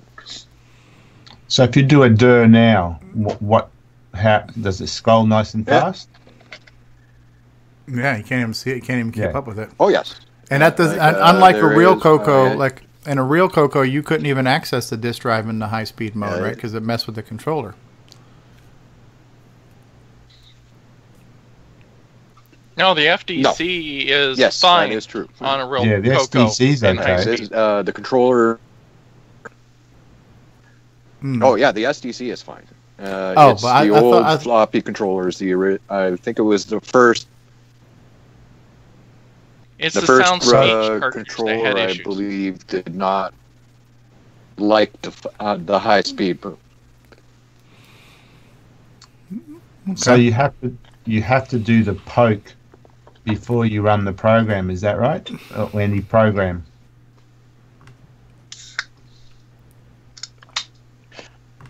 In this case, I type in rate, and it'll stay in this mode until I either change it to another speed or power down. Right. That's pretty cool, though. I have Gary Becker's FPGA, and it has a switch to jump between normal speed and the 25 megahertz. You can switch that at any point. It seems to work fine. And that was one of the questions. Why is one of them running at 25 megahertz, and why is this one running at 7 megahertz? Well, that goes back to the actual RAM chips that are being used. Ah, okay. Maybe you like already addressed that, and I forgot. Okay. Ed Snyder did a daughter board for Gary. Yeah. Okay, so if you had faster RAM, why Rogers runs at 7 megahertz, whereas Gary's runs the full 25. Okay, so it's the RAM. The RAM is the limiting effect. If I had faster RAM chips that I could plug into this daughter board. And is that a user decision, or if somebody wanted to pony up for a faster RAM, they could have a faster? Yeah, that's cool. That's cool. Have we beat this to death, or is there more to talk about? Why Roger went with these particular chips is because they're cheap. Mm-hmm. I think we might have beaten it to death, probably, because I'm sure people are gonna come up with other questions in the future. Yeah, no, this is good. This was good. I mean, I enjoyed seeing this because I find this fascinating. I think it was a good topic in the thread to get 55 some odd people chiming in on this. Obviously, it's something of both interest, and there are people with some knowledge, both good knowledge and curiosities about this. We were starting to get a little bit of lag from you, Bill, on your audio, but no, that's good. And thanks for doing that, and thanks for being part of this project and just helping to carry the CoCo forward into the future. I know right now it is kind of a DIY, but is there ever a plan for this to be kind of a turnkey thing where somebody will provision these and somebody can just buy a ready-to-run kit? Somebody like me, I wouldn't mind paying for the time and energy it would take to solder and assemble and make it plug and play for me. Yeah, and well, I've actually done it myself, where I bought another set of boards just to assemble and then sell off to people that don't have the skills to actually solder up a board. Mm-hmm. The only thing is, of course, you would have to have the D0 Nano itself. And I'm actually still willing to do that. Yeah. And there are a couple other people on the group as well that are doing the same thing. Right. So either way, whether you're skilled or not skilled, it's available. Is the design kind of set in stone now, where there's not going to be any more feature changes as far as daughter boards and add-on boards, where somebody wanted to buy in now and just get all the parts and create it? You could get it today and then just keep flashing the firmware as new releases come out?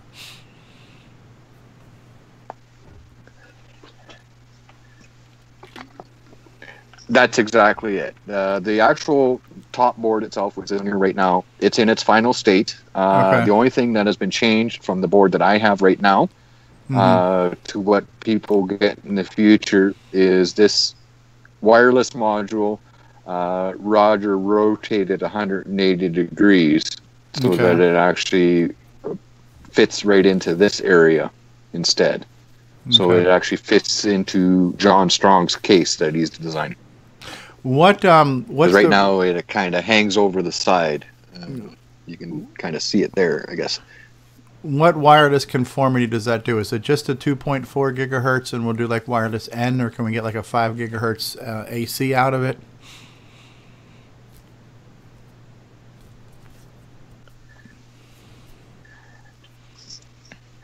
No, it's just a 2.4. Is AB or GN or G. Okay. 802.11G. Oh, really? It's just a G, a gamma, huh? Okay. I mean, speed-wise, that's more than the CoCo needs, but as far as compatibility with your home Wi-Fi, I was just curious on what the options were. That's cool. So I'm sorry, Nick. In summary, most routers will fall all the way back. Mm-hmm. In summary, you're looking at something that's going to cost around $300, and you're going to build it yourself. That might be with the case, but if you wanted to bear parts, it's less than that. Do it that route, yes. Well, when you factor in postage and maybe a little power adapter and a keyboard and a case, yeah. So it's a $300 do-it-yourself kit. Yeah. Well, in pretty much. By the time you all said and done, that's everything to have a full set up. It'll bump up to around 300. Mm-hmm. And there's really not too many ways to cut that cost because this is what it costs to buy these parts in the open market. And unless somebody was going to do like a high order production run of these things, there's not too many ways to get any economy of scale on these things, right?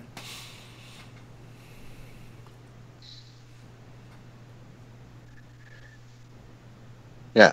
Well, the one initial fallback is the actual daughter board itself.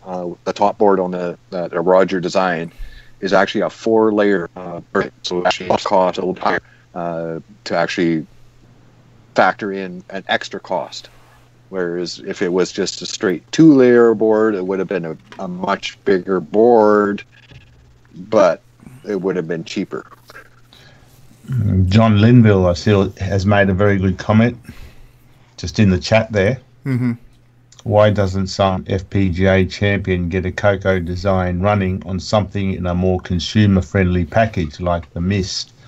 That was something I raised a long time ago before even Roger started this. The Mist already has a single board FPGA environment already set up. All it needs is the software to write it. It's a nice little board.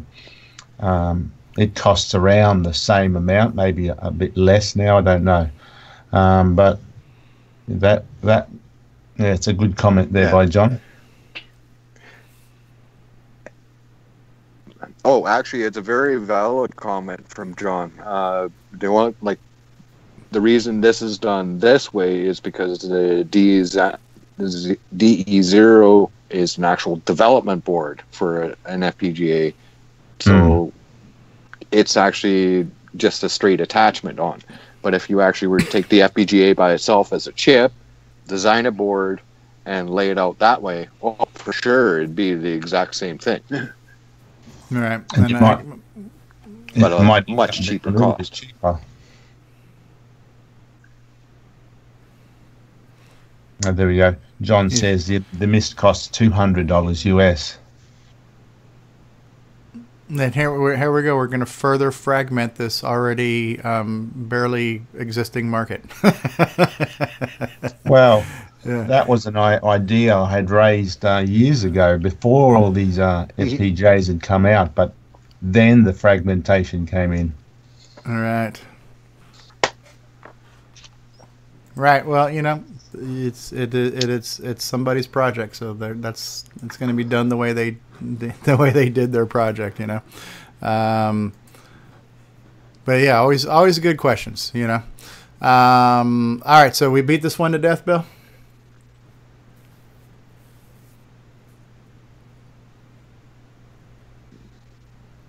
Thinking Bill's having some bandwidth issues. Oh, that could be. Yeah, it's the Canadian rate of exchange on bandwidth there, I think, is causing part of the delay. All right, so Jim Brain, whenever you're ready, we can switch over and talk about you. And it's nice that John's here too, John Linville of the CoCo Crew podcast, because it was a great podcast and it was great hearing your segment. And I'm looking forward to seeing some of the stuff that we can visualize some of the things that you do. No, that's fine. I'm ready. Okay. So we're gonna switch to you. Where did you go? Here you go. All right. So I have Jim Brain on maximize screen right now, and wow, what are we looking at? This is the CoCo Flash. Okay. So, obviously, I think to follow on from a conversation we have, these units here use a similar technology to the CoCo Nano or Cyclone or whatever it is that we're going to end up calling it. But one of the things that makes it easier to make hardware for the classic computer platform is a smaller version of what is being talked about earlier, the FPGA. They're called CPLDs, complex programmable logic devices, and they're similar to FPGAs. They use the same language to develop in them, but they're not as big, they're not as expensive, so they don't do quite as much. But they do. They are a significant savings over having to put discrete TTL chips in a package and try to put a project together and keep the cost down. So I think that's the primary thing here is classic computers. It's a nice forum, the CoCo platform and whatnot, but people want to use discretionary cash to buy products for peripherals for their unit. So it's a little bit more difficult to justify $300, $400, especially if you're not getting a whole computer out of it. If you're just getting a RS-232 cartridge or a flash cartridge or a game cartridge or whatever, that's too much money and people won't buy that. And so one of the things CPLDs will allow us to do is to build that cartridge at a cheaper rate so that it can be more cost effective. So this is CoCo Flash. It's something I'm offering for the Color Computer platform. It's an 8 meg flash cartridge, and this one is a production unit. I've got some development units. Steve and I talked earlier about kind of piggybacking on the conversation that was in the CoCo Crew podcast about what it takes to develop a solution, and so I was going to kind of show kind of what the path is from prototype to production unit. But this is a production unit right here. So I guess the question I have is what kind of questions are there? And I can start answering questions both about how to build this unit as well as kind of the other products that I have. I know I've got some sitting here on the table here that I'll show in due time. Well, I'll ask the question in just a second, but I do also want to say I'm sure I'm not the only one who wants to see your 2 meg gimme product.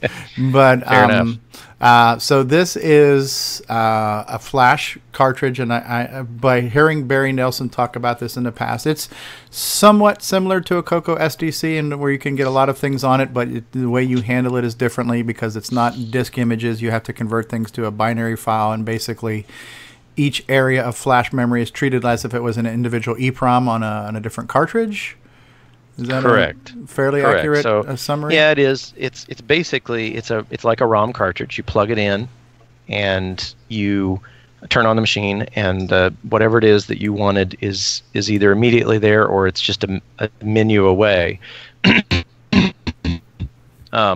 The advantage probably over CoCo SDC is there's limited amount of parts on the unit. It can be you probably have more of an opportunity to buy more than one of them and put them on different computers just to have them available. The disadvantage, as you indicate, is that it's finite in space. So whereas an SD has 32 or 4 gig or 16 gig or whatever it is, this unit is much smaller and is right here on the chip is the 8 megabyte of flash, and so you have 8 megabyte of flash, and that's your total sum of space on the unit. And so you just get to choose how you want to divvy up that 8 meg of flash. But some programs, and maybe it's not as common in the Color Computer platform, but some things work best as a cartridge as opposed to as a game that you would load from disk, especially if you have things like RoboCop, where it's designed to primarily be a a cartridge-based game, and so things like RoboCop work well on here and may not work as well as a game that you'd load from a disc. But it's another option. One of the things that I think, and I think I joked in the CoCo Crew podcast, one of the things that's I think unique about this unit is these two chips right here are the only chips that do the cartridge part. All the rest of this work, all this stuff right over here, is all the Orchestra 90 capability. Wow. And so this is basically the Orchestra 90 capability. It takes up, I'd say, probably half the chip to do, or half the board to do the Orchestra 90 capability. But you can use this as an Orchestra 90, and you don't have to worry about these two things if you don't want to.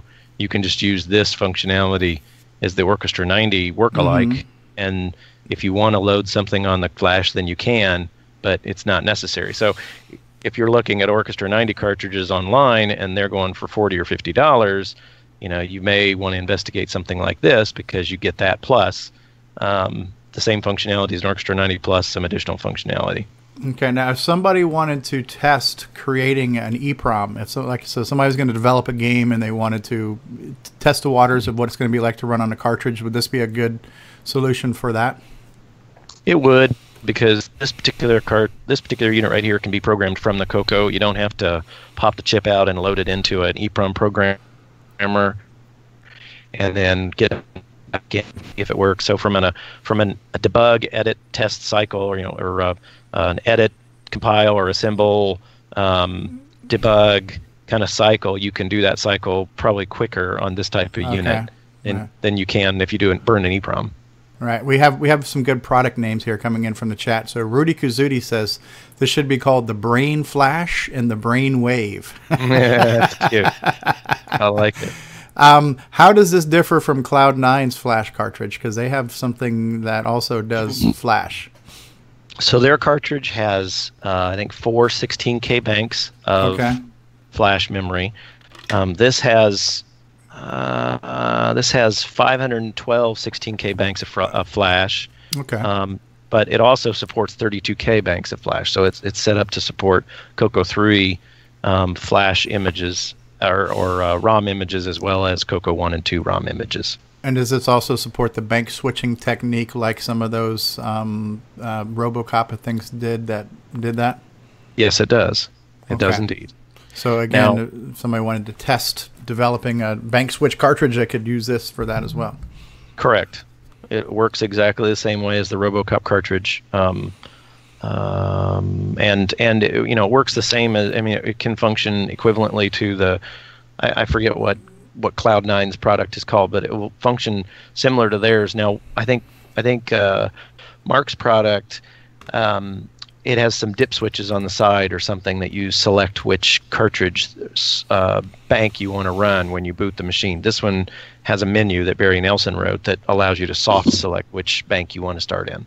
And his daughters. That's right, and his daughter. It's a family affair. That's right. Yeah, so it's cool. Now, again, I ask a lot of dumb questions because I know enough to be dangerous. If, like we have right now, we have cartridge solutions like what John Linville does that has an EEPROM on it, could something like John's printed circuit board be adapted to use flash storage where you didn't necessarily need to keep reburning an EEPROM, but that you could reprogram the flash contents of it through like an MPI or something? Oh, yeah, definitely. I mean, that's the key there is that, what's the spirit of John's cartridge, right? So if you own John's cartridge already and you're saying, I like John's cartridge, I want to support John, so I bought his cartridge, I bought his game, but I want to set this up for my kids to play with, and I don't want to have them popping cartridges in and out all the time. I think that's a fair thing to say, okay, I'm going to take the image of John's game and I'm going to load it into CoCo Flash, and then I'm going to name it, whatever the game that you've purchased from John, and then that particular game will be one of the menu options that you can select. No, I was actually meaning in the other way around. Like if you were to develop a cartridge using his circuit board, instead of using a ROM chip, could you use flash instead of the ROM so you could program it electronically instead of burning it through EEPROM? Oh, okay. That's a little bit tougher. So the key is on the cartridge port of the CoCo, Tandy never remember in the 80s there was no such thing as flash memory, or if there was, it was not something that people considered to be usable for the home computer market. And so the cartridge port of the CoCo only decodes the cartridge line for reads, not for so you couldn't write back to it through the CoCo. Well, you can. I mean, you could, but it takes extra work to do it. Right. Basically, what you have to do is you have to say, and exactly what the CoCo Flash does, and probably other cartridges. There's, I think, Ed Snyder has a Flash kind of cartridge as well, and there's only one way to do it. And the way you do it is you say, okay, I am going to in the I/O space, in the FF4X, 4X, 5X, 6X, 7X space, I'm going to set up a bit, a register, and if I set that register to 1, it says, hey, if I write anything to the cartridge address locations, I want you to actually write that to the flash cartridge ROM. I want you to write it to the flash ROM.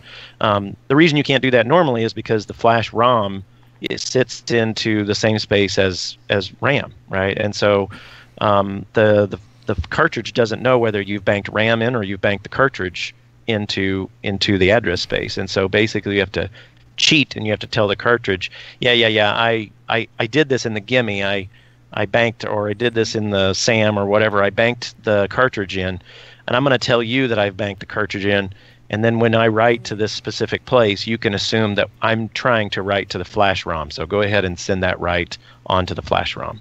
And I think John's answered some of the questions too. John says, my current ROM cartridge circuits don't decode writes to ROM space, so you couldn't just swap the EEPROM with a pin-compatible flash chip. Okay.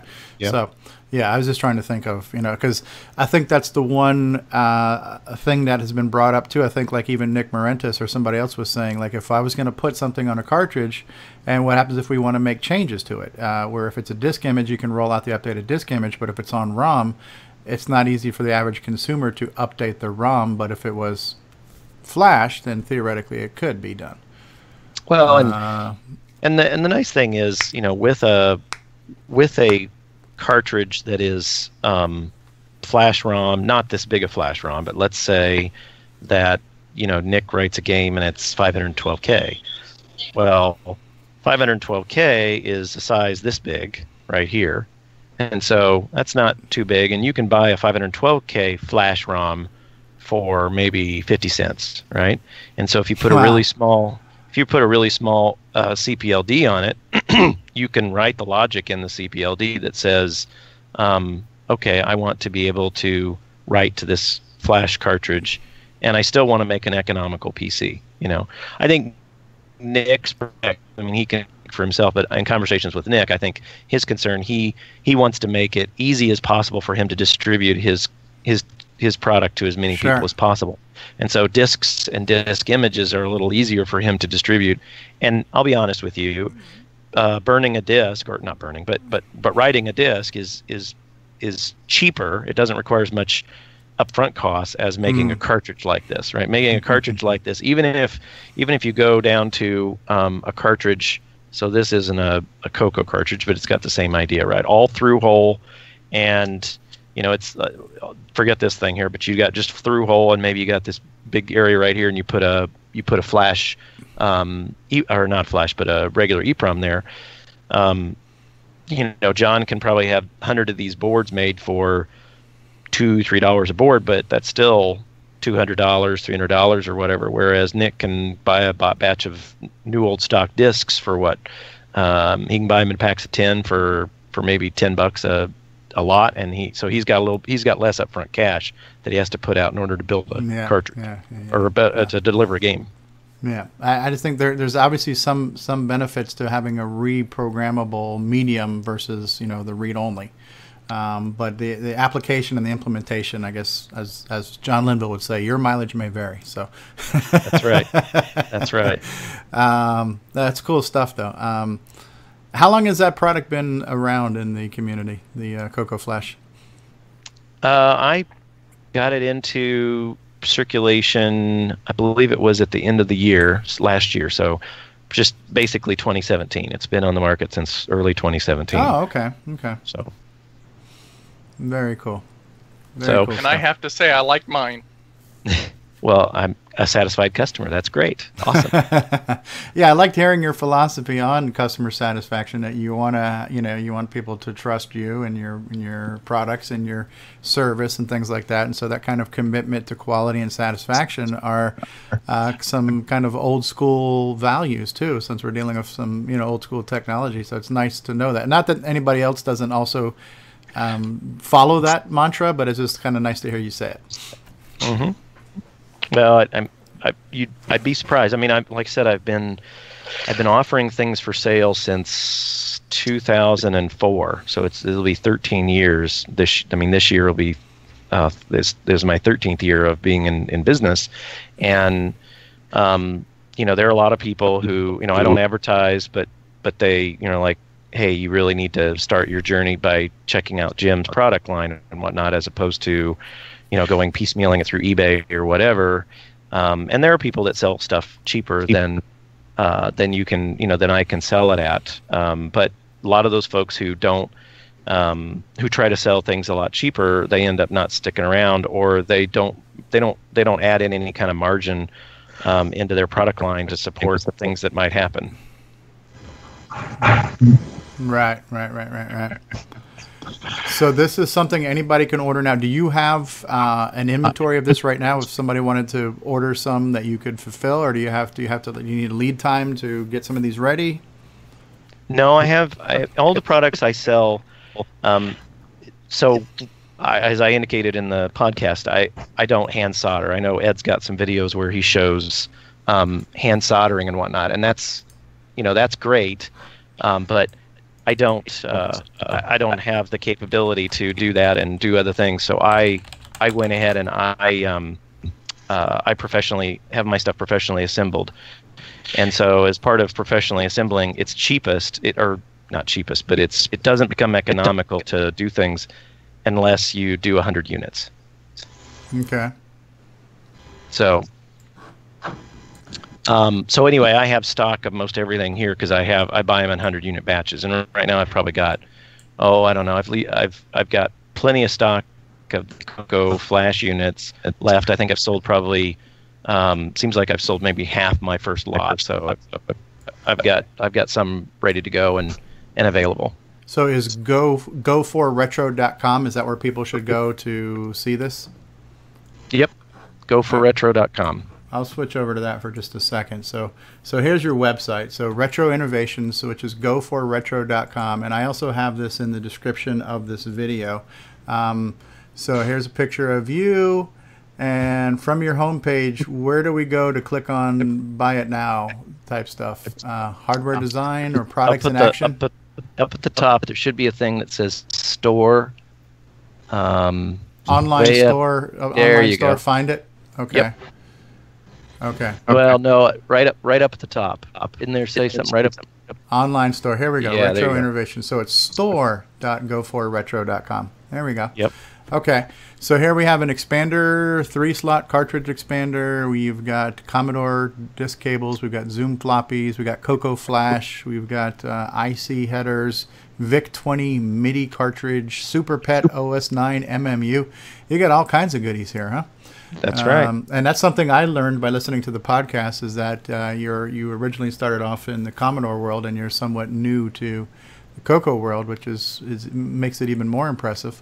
So I'm going to copy and paste this into the YouTube chat as well. So it's store.go4retro.com if anybody wants to buy a CoCo Flash. And so originally $55, but today and today only, if you act now, only $50. That's right. Now, when you're selling it as just a board, so there's not a case for it. No, I don't have. I mean, I'm trying to buy a big batch of cases. I kind of want to make. I'd kind of like to get maybe a little bit more products moving from the CoCo, spot. So I'm trying to get some more different types of products built up, because I talked to John and Boise and whatnot about buying their injection molded cases, and it looks like I need to pick up like 100 or 200 cases to kind of make it economical for me to put the cases on the unit. And so I'd like to get a couple more products in the pipeline so that people can, so I won't have to sit so long on I don't know how many dollars worth of cases it is, but you don't want to sit too long on inventory if you don't have to. No, of course not. Yeah. Oh, that's cool. And so is John Strong making a 3D printed case available for this if somebody wanted to order one on demand? He does, and so he's got the cases available, and people can, I don't know if he's got a storefront or not, but everybody knows John, so you can hook up with John and get your 3D printed case. Yes. No, that's cool. And so I remember Ed Snyder too put something in the Facebook group where he had to, unfortunately, drill some holes in the injection molded cases to get his ORC 90 thing to work, and he had to manually do that. So yep. So I'd imagine you're gonna have the same thing here too, because you've got some buttons and LEDs, and you got your headphone jacks and stuff. So there's the cost, and then there's obviously now more labor involved in doing that too. And these are the things that people don't understand. What it takes, how long it takes to develop it and design it, and you at least mentioning, hey, I'm not gonna now hand solder because that takes a lot of time.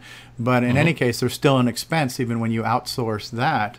I would imagine that, like many things in the retro world, there's not a big margin, and there's probably not a huge market. There's a very finite number of potential buyers, and so your reputation is everything when it comes to these kind of things. Right. And you mentioned in the podcast you still have a day job, so obviously this is not paying all the bills. No. Yeah, that's cool though. I like it. The CoCo Flash, and so it also sounds like Barry Nelson, for better or for worse, definitely influenced feature creep, much to your dismay. At sometimes it sounded like, hey, can we get the Keurig machine with this too, and the that's right. toaster oven? That's right. So right here, as you're referring to, right here is the first version of the CoCo Flash. So as I indicated, I kind of like to have not a whole lot on top. Then you can. Obviously, this isn't a production unit, but but if it were to go to production, then you could put some verbiage right here, or maybe some instructions or whatever you can put on the top, and then on the bottom, you have all the parts. And so this is the original CoCo Flash. So you've got just a two-chip solution right here. Well, then, like I said, I went to put it in, and I have one of the infamous cases right here, right? So I went to put it on the case, and as you can tell, if you go to put it in, it starts to, I think you can see right there, the chip on the bottom conflicts with, this one's not so bad, but the original program packs with the sliding window or whatnot, the window wouldn't slide open. Right? Yes. Okay. Right. Yes. So that's a problem, because I know some people like to reuse cases from games that they don't like anymore, or they don't need anymore, or whatnot. So this unit was the first unit, and that was that was a non-starter, and so I had to, this was fine for Barry to get started on his code and for us to prove out the idea, but then the second version of it was this one, and so here's another option right here where I've moved the chips to the front, and then you can see that I've added I haven't populated all the pieces here, but I've added all the parts for the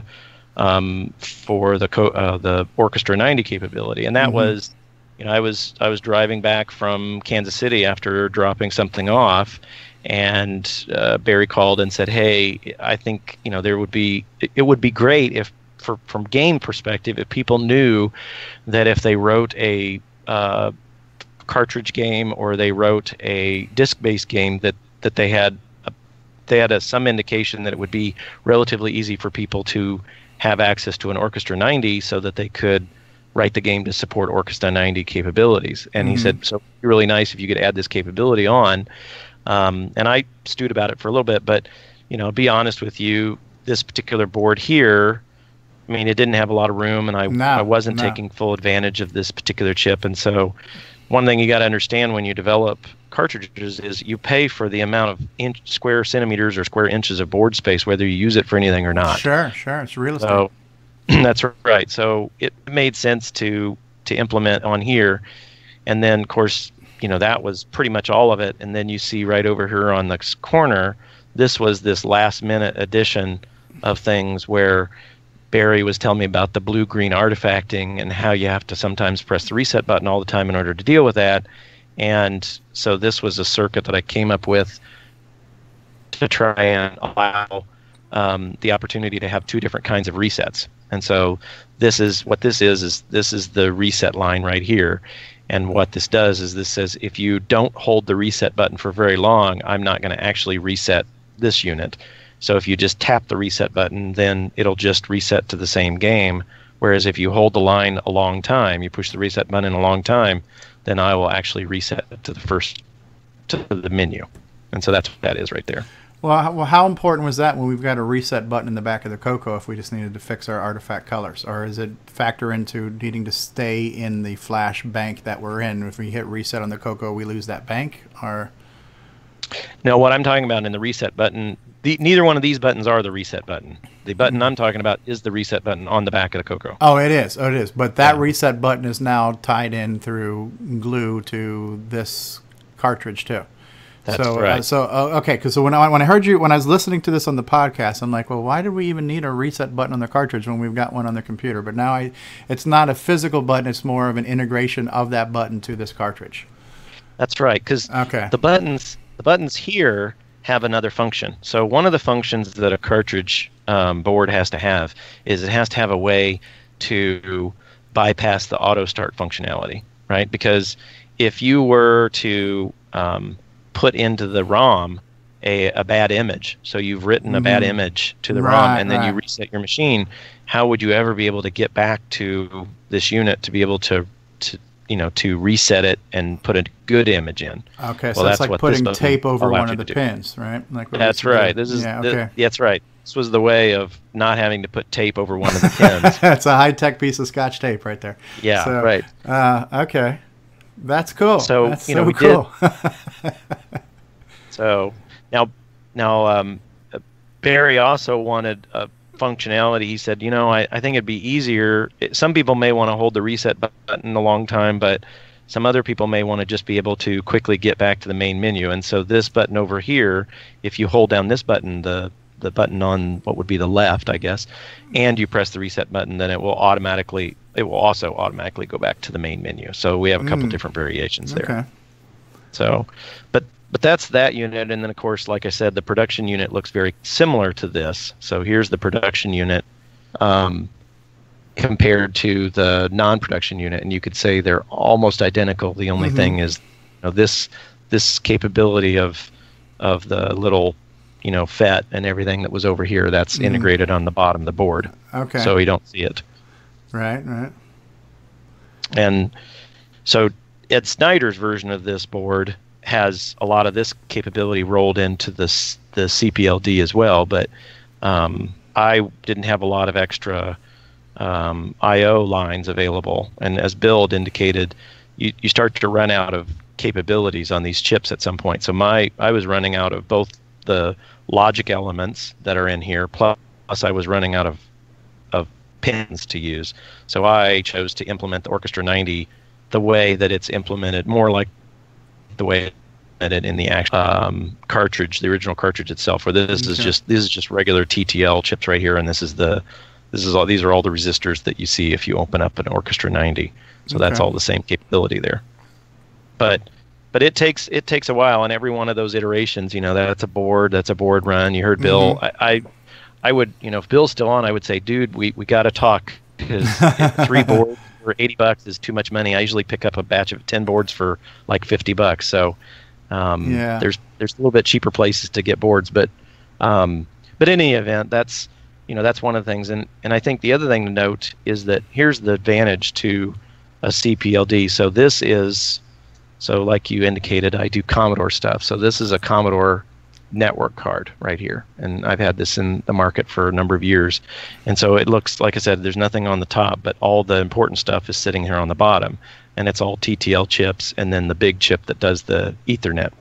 But if you do a CPLD, you can simplify the board considerably, because this is what the CoCo network card looks like. It's a much simpler board. Wow. It doesn't have nearly as much, and of course, the fewer things you have to solder on the board, the cheaper it is to professionally assemble the board, because they charge so much money per pad. Okay. So almost like writing software, when it comes to developing hardware, you want to optimize it as much as possible, and then in this case, not to save cycles, but to save actual money. That's right. Well, and the other thing to note is on these two boards right here, so the CPLD gives you a lot of advantages, because so this one right here offers the ability to be located in one of four banks in the I/O specs of the Commodore, but that's your only options, is one of these 4 banks. And in order to set one of these 4 banks, you have to actually solder a jumper in here, right? Whereas on this unit right here, I don't have to worry about jumpers, and where you want the network card to be located is software selectable, and so you can select any of the I/O space in the any of the I/O space in the CoCo under software control. Are these currently available now too, the network adapters? No, I'm waiting on. Brett Gordon's been working on some software for it, and I'm, like I said in the podcast, I think that's for Fuzzix. But really need to find a way to get some drivers into something like OS 9 or maybe RS-DOS. RS-DOS, but somewhere to put drivers that folks can use from BASIC, or maybe some quick assembly language or whatnot, as opposed to having to switch to an entirely another operating system in order to leverage this.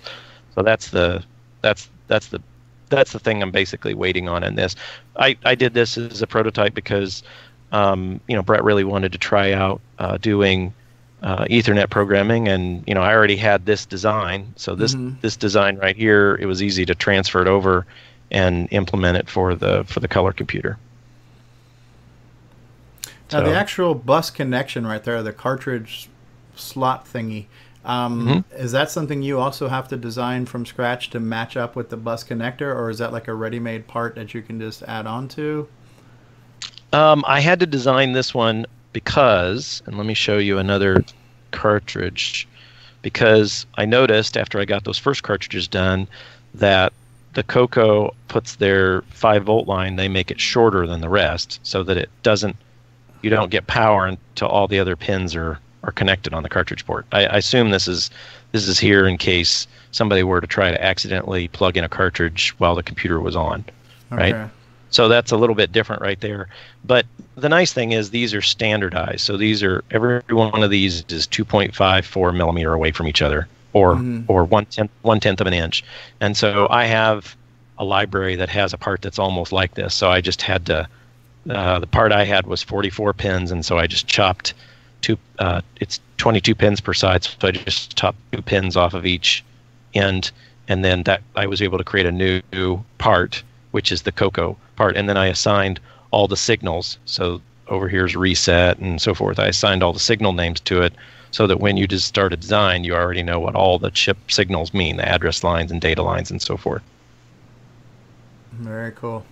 Yeah, James Ross says that CoCo NIC card is cool too. Yeah, man, it's still. We're talking about real hardware, and it's just like it boggles my mind how many projects are out there and how we have people. I mean, you're a mere mortal, but you're creating things like this, and for me, growing up, you only thought of these things coming from big companies, but we live in a time now where people like yourself and John Linville and John Strong and Ed Snyder and stuff, you're kind of empowered where if you can think it, you can almost do it.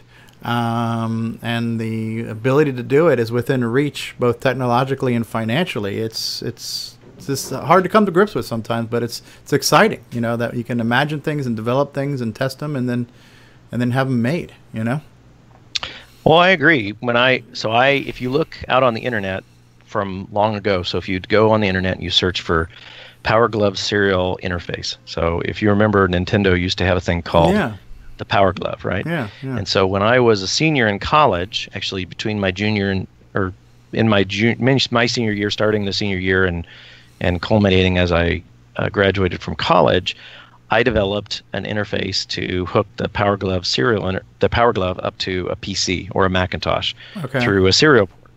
And so I went through this whole hardware effort when I was in college, but I did not know how to lay out hardware. I just knew how to write some software. The unit had a small microcontroller on it, and it had the Power Glove and a Power Glove connector. And so a lot of this stuff I had to get done professionally. And so I had a professional company lay out the board, and a board was the same size as the CoCo network card board. And it was for the lady who did the design, or the lady that I contracted with. She said, I'll give you a really good rate if you let me train my nephew on how to use this CAD program during the summer to do your board. And I said, okay, that's fine. I'm not in a huge hurry. So I did that. And so she cut me a deal, and it was $4,000 to do that board design.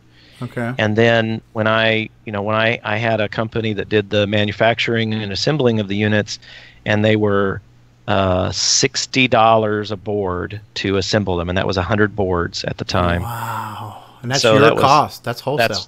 That's right. That was wholesale cost. And wow. And so, there was now luckily we had asked online, this was back before the web even existed. And so the big thing that we communicate with people was through a system called Usenet. And so there's a Usenet news group out there called Sci.virtualworlds, I believe is what it's called. And so I advertised on there and it said, hey, we're thinking about building this. Is there enough market? And if I can get maybe 60 or 70 people that are interested, I will, work on building all these out. And so, but it'll have to be prepaid. And so we had people that paid us $100 a board, or $100 a unit to get the units made. And so that's what, so I had, I don't know, 75 or 80. So I had $8,000, and then I had to take that $8,000 and I had to pay for all these different things that had to be done. Mm-hmm. So at the end of the day, it was an extremely expensive operation in order to get this unit done. And I didn't do much of it myself. I wrote the code, but I had to have the board professionally manufactured, and I had to have the design professionally made and whatnot. When I stepped back into this role in 2004 or 2003 or whatever, now you could buy, you don't even have to buy a CAD program that will allow you to lay out print circuit boards. You can get KiCad or Eagle or I don't know, a bunch of other companies offer free or very low cost CAD solutions. And then literally you can take your design and you can send it off to, you put it on the web, you upload your zip file. And like one of the companies that I use for prototypes is a company called Elecrow, ELECROW. And you upload a design and you say, I want 10 boards, and it's $30 or something like that. And they'll do the boards and they'll ship them to you. And so by the time you're out $40 and change plus, to do shipping, and usually takes about 10 business days, maybe, or not 10 business days, but about 7 business days, and it'll show up, and you only paid, $50 or $60 or $40 to $60 for the boards. And then you can call up DigiKey, and if you want to assemble them yourselves, like Ed does, you call up DigiKey or get on their website and you order all the parts. They have millions of parts there, and you order them and they'll ship them directly to you. Or you can you can contract with other companies, not outside of your home. Basically, you contract a company and you send them design for the board, and you send them a bill of materials, and in 30 business days they'll ship you back, and some money, and they'll ship you back 100 finished boards, already tested, ready to go. So there are fulfillment services that are out there. Correct. And so that's what I do. I found one that does a really good job, and they know me pretty well, and they even let me store some of my stock at their location. So instead of shipping the parts here and then turning around and shipping them back where the assemblies are done, I just have the parts directly shipped to the assembly house. Okay. And then the assembly house does the work with the parts that I ship there, and then they send the completed units to me. Oh, wow. That's so turnkey at this point once you've designed it. You design it, you prototype it, and then you send it out for mass production. Correct. Yeah. and then, when the sale, so I have the web store, you showed it earlier, and so people fill the orders, and then I have a program on my computer down here in the basement that downloads those orders, and I can print out mailing labels here, and then I can have what they call carrier pickup through the post office, and FedEx will come to the house as well. So I literally don't have to leave my house if I really didn't want to, and I can design, build, design, manufacture, and sell products without actually having to depart the premises. Yeah, that's neat. These are great times. So these are great times. Yeah. So yeah, I would love to see that 2 meg thing again. Ever since I saw it in the newsletter, I've just been drooling. So okay, well here it is. So let me see if I can get it back on the screen here. Give me a second. Okay, so this is CoCoMem. Here, let me back the camera up just a little bit so you can see the whole thing. Oops, wrong way. So this is the unit. So as you can tell right here, so underneath the unit is a special unit, and I think Ed and I are getting these from the exact same place. I think there's only 1 or 2 places that make this sort of thing. But anyway, so this is the carrier that goes where the gimme is right now. Right. And then the gimme sits in this socket that's right above it. Most of the pins are connected directly across.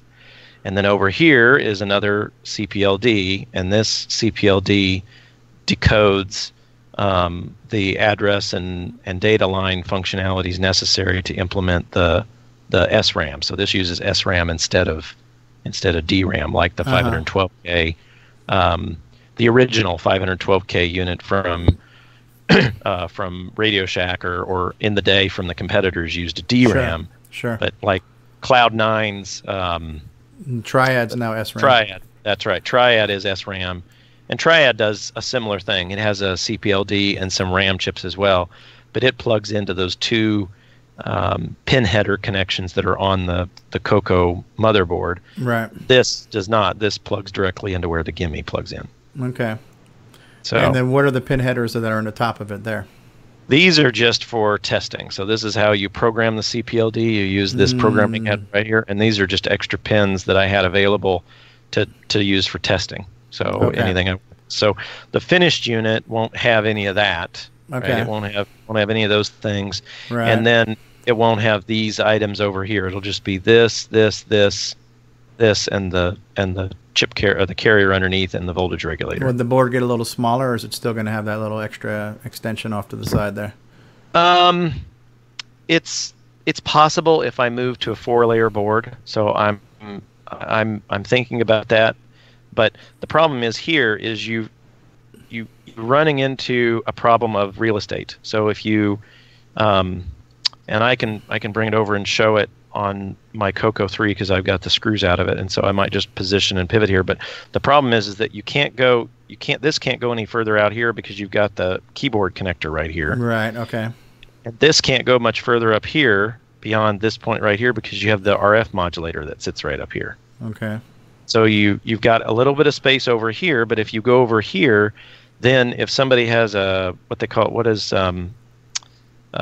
protector. If you have the protector on here, then you start to get into the space where the protector, because I think the 6809 sits right here. Okay. So I guess I need to move over. So the protector sits right here, and so you can't get too far over here, or else you get into the CPU. And down here is about your only option. But I felt like I needed more room, so I went this direction as opposed because this all empty because this is where the Triad or the 512K RAM expansion would sit. So there's nothing there. Right. There's nothing. Yeah, that's the area I was wondering if you could chop off where those 2 blank sockets are right now. Could you chop off that space just to save some PCB real estate? Yep. This can go, and some of this can go. Some of the header area. Yeah. Curtis Boyle's asking a question in the chat. He says, does he have extra room on the CPLD after doing all the 2 megabyte RAM stuff to add any extra functionality to the gimme?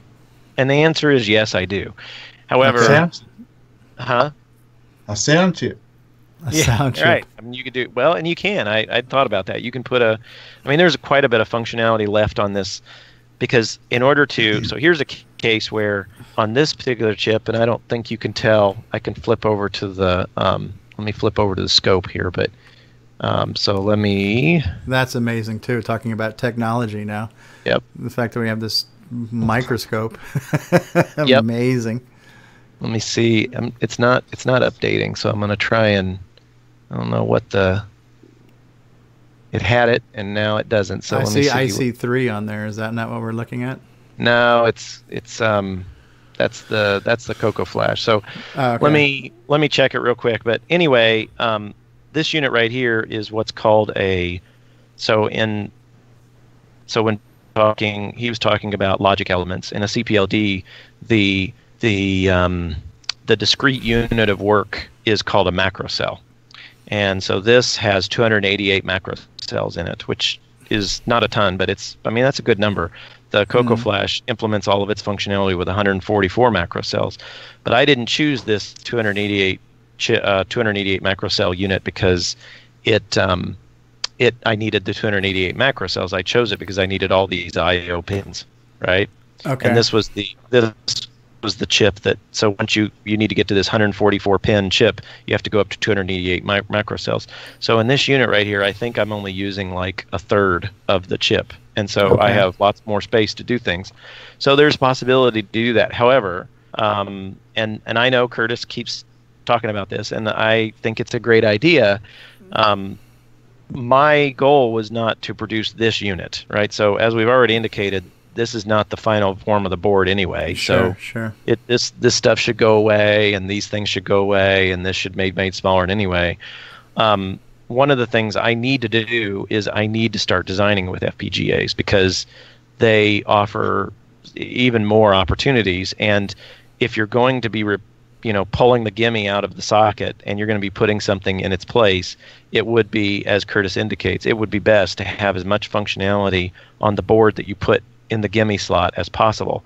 So I was going to start by learning how to do this 2 megabyte functionality, but my next version of the board, I was hopeful to switch this out for an FPGA, which would have even more functionality, and then implement the same thing once I've got it all figured out. But then that would offer the opportunity to add, gimme functionality or lots of expanded functionality. It's the skies. There's less constraints if you move to the FPGA. Okay, so if you're going to do FPGA, could you just replace the gimme with an FPGA gimme, kind of like what Roger Taylor is doing and Gary Becker is doing, and not even have to put the same gimme back in? You could. I think my idea. Well, first of all, it's probably going to end up being Ed that takes this design and implements it into his super gimme. Let's say that's what's going to be called. Yeah. Because extra RAM is this is a really simple thing to do. Even with the extra registers and whatnot, it's a pretty simple thing to do. So I have a feeling that because this is open source, I have a feeling that what Ed and Roger will do is they'll get their gimme functionality together, and then what they'll do is they'll come over and they'll say, hey, everybody would like to have this 2 meg RAM expansion functionality in it as well, so let's go pull Jim's project and let's grab the source code for his implementation and we'll just incorporate it into our project. So I really think that's the cheapest and easiest way to do that, because he's doing all the work to get that gimme actually replaced. I think if I'm going to do another version of this board and put an FPGA here, I think I would continue to keep the gimme, even if the functionality is completely replaced by the functionality in the FPGA, just because if you needed to for some reason go back to a stock gimme functionality, then you'd still have it on board. Okay. The other thing is here's something that's just purely practical. In other computer environments, the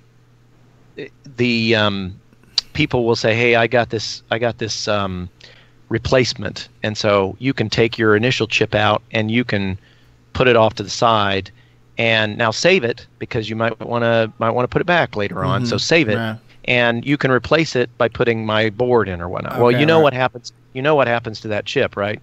People forget where it is, or they lose it, or they throw it away, or whatever, right? Right. So I try to tape them. I try to put them in anti-static bags and tape them on the inside of the case where I took the chip out from. But most people don't do that. So I think if you implement something like this, where the chip is still got a home, then at least you know if you want to take the unit back to stock, then the chip's still there. You can just pop it out, pop the board out, and put it back together. Roger that. Cool. So Curtis asking another question, and so the role of Barry Nelson today is being played by Curtis Boyle. Is it possible to make the FPGA version of the Gimme software upgradable in the field, so you could get a version working first and then send people software updates for blitters, etc.? It's gonna be difficult to do that, given how important the Gimme is to how the CoCo 3 operates. Because if you think about it, the Gimme is the traffic cop in the middle of everything. RAM is not connected directly to the CPU. It's connected through the Gimme. The only path RAM has and ROM is to get through the through the Gimme to, CPU goes through the Gimme to RAM, CPU goes through the Gimme to ROM. However, one of the things that would be possible, I think, is to put like a little SD card slot or a little nano SD card on the board, and so you could download a new copy of the firmware onto that, that little nano SD card, and if you had a slot, you could slide it in there and turn on the machine. The FPGA would look at the SD card, it would see that it was present, it would see that it has a new firmware file on it, it would go and start updating itself, and then after that you would just reboot the machine. Cool. So that's an option. Yeah. Now what it will require is, because when the CPU, or not when the CPU, when the FPGA is being programmed, it has no memory, it has no knowledge at all. It's a completely dumb chip. So the way you have to do this is you have to put another chip on the board, which is, you were talking about earlier, a microcontroller. So you would put a microcontroller on the board that can reload the FPGA with new code from the SD card. So it would be a two-chip type of operation. The FPGA is there to implement the Gimme, and the microcontroller is there to read the SD card and update the Gimme. Right. So yeah, Stockmaster was saying one way to keep your chips without losing it is to use some blue sticky tack and just stick it inside the CoCo case. And then Curtis says that if you keep the original Gimme in there, that it could keep the train running while the upgrade's taking place too, having the original Gimme still in there too. That is true, but you end up having to have that microcontroller there because the FPGAs don't know how to program themselves. Yeah. So you still need an intermediary device of some kind. That's right. But you can use if you want to, you can use, microcontrollers don't have to be very big at all. So, they don't have to take very much space. You've got this kind of a unit right here is a very small unit right there. So that's, you can see, let me see if I can get it over here so I can show you. Right above my finger is an entire microcontroller. Wow. So, they're tiny little things. Yeah. That's cool. It's just such an exciting technological time that we live in right now, and it's neat that all of this new tech is being used to enhance old tech in a very traditional, respectful way, where we're not abominizing the equipment, right? Because that question keeps coming up: when does it stop becoming a CoCo? And so the fact that all these things are possible, it's just really exciting, and yeah, man, this is really cool stuff. Mm-hmm. I agree. Curtis says, "Take my money." Yeah, and I think we also live in a time not only where the technology is better, but hopefully, since we are all a little older and hopefully a little wiser, the common sense factor of wanting to pay for these things and value these things and not pirate them and all those kind of stuff is probably a little better than when we were all kids and teenagers and stuff.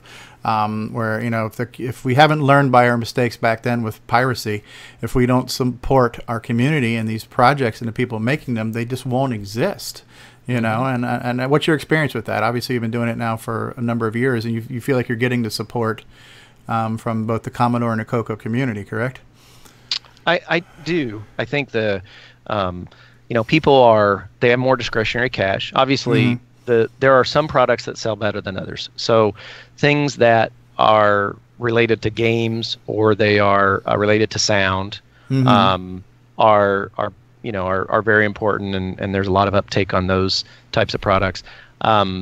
Basic products that allow people to bring their system up and kind of relive their youth, relive those early days, or show show the home computer a new generation of individuals. Those items have a lot of value, and so they get a lot of support. But I do think it's important to be realistic about the community, right? So a lot of people have said, hey, why don't you build a product that has all of these great features, and it's $150, and you slap it onto the back of your computer or your home computer, and it just does these very specific set of things that's usable or useful to a very, very small set of people. And the problem, it's a great idea for a prototype. It's a great idea to build something like that and bring it to a show, but it's problematic because even in this day and age, putting together a 100-unit run of CoCo Flash is going to be, I think by the time we were done, or by the time I was done purchasing the units and getting them here, it was probably $2,300.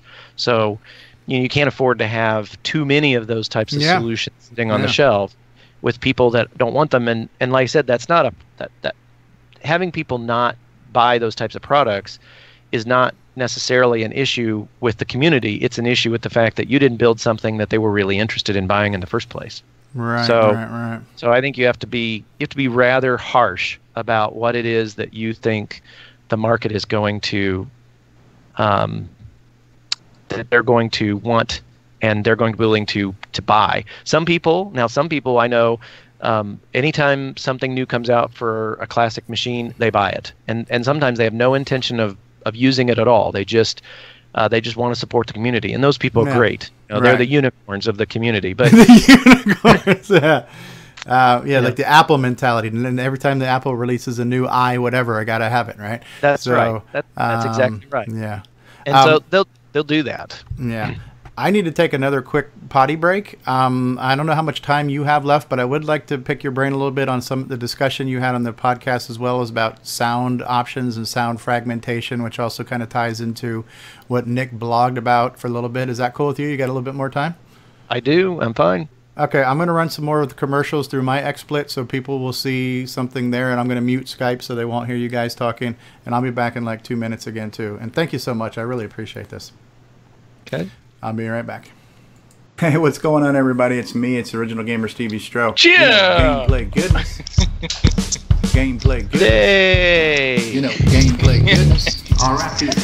Gameplay goodness. Thank you so much. There's my shark down there. There's Maggie. Gameplay goodness. Just do it. Gameplay goodness. Yeah. Just do it. Gameplay goodness. Are you ready for this? Gameplay goodness. Yeah. Gameplay goodness. Gameplay goodness. This is how we like to do it. Gameplay goodness. All right. Gameplay goodness. Skadoosh. And now he's shooting at me.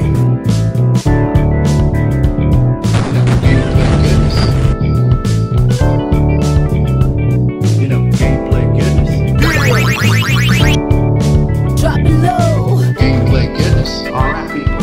Gameplay goodness. To the floor. Gameplay goodness. Yeah. Gameplay goodness. Yeah. That's great.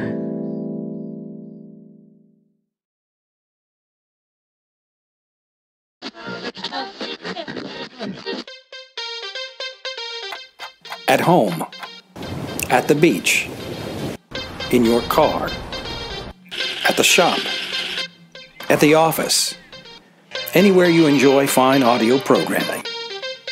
It's North America's premier source for color computer news, the CoCo Crew Podcast. This is John Linville. And Neil Blanchard. And we are the CoCo Crew. I hope it's going to be a great show. Join John and Neil each month as they bring the latest news about the color computer, Dragon, MC10, and others. It's the CoCo Crew Podcast. Visit www.cococrew.org and listen today.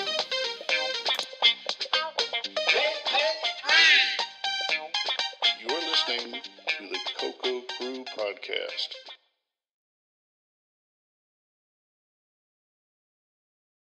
At Gsoft, we make games for the TRS-80 Color Computer, TRS-80 MC10, and Dragon computers.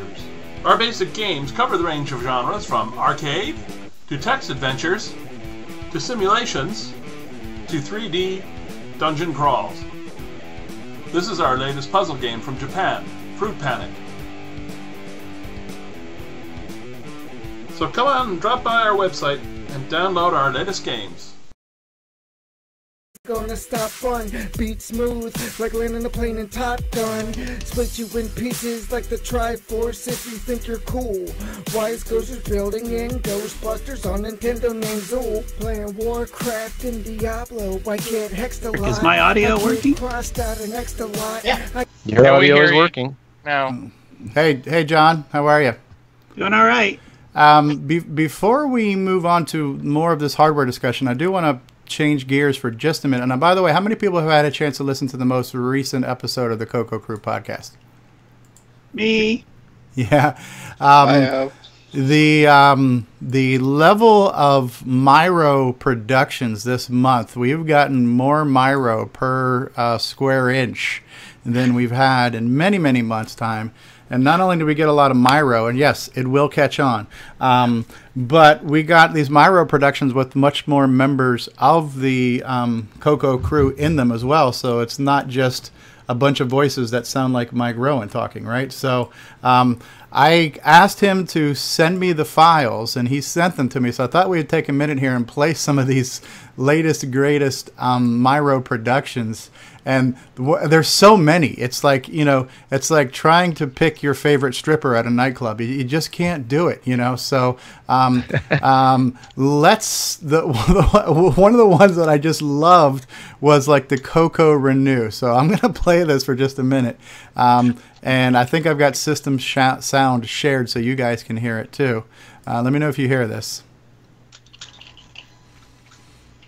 Over time, all CoCos suffer from performance loss and increased electricity consumption. That's because even the best-made CoCos create bit plaque during computation. These plaque deposits build up on integrated circuits, causing a variety of performance problems, including increased power consumption, random resets, excessive heat, and clock skips. CoCo Renew is specially formulated to remove up to 99% of bit plaque buildup. My Color Computer 3 was really getting hard to use. It would keep resetting right in the middle of King's Quest. Do you know how frustrating it is to lose your place in a game? I was about ready to throw away my CoCo 3 and buy a new one. But then I discovered CoCo Renew. Cosmic rays, beta particles, and the interaction of the moon and Earth's magnetic fields only make the problem of bit plaque accumulation worse. I tried everything.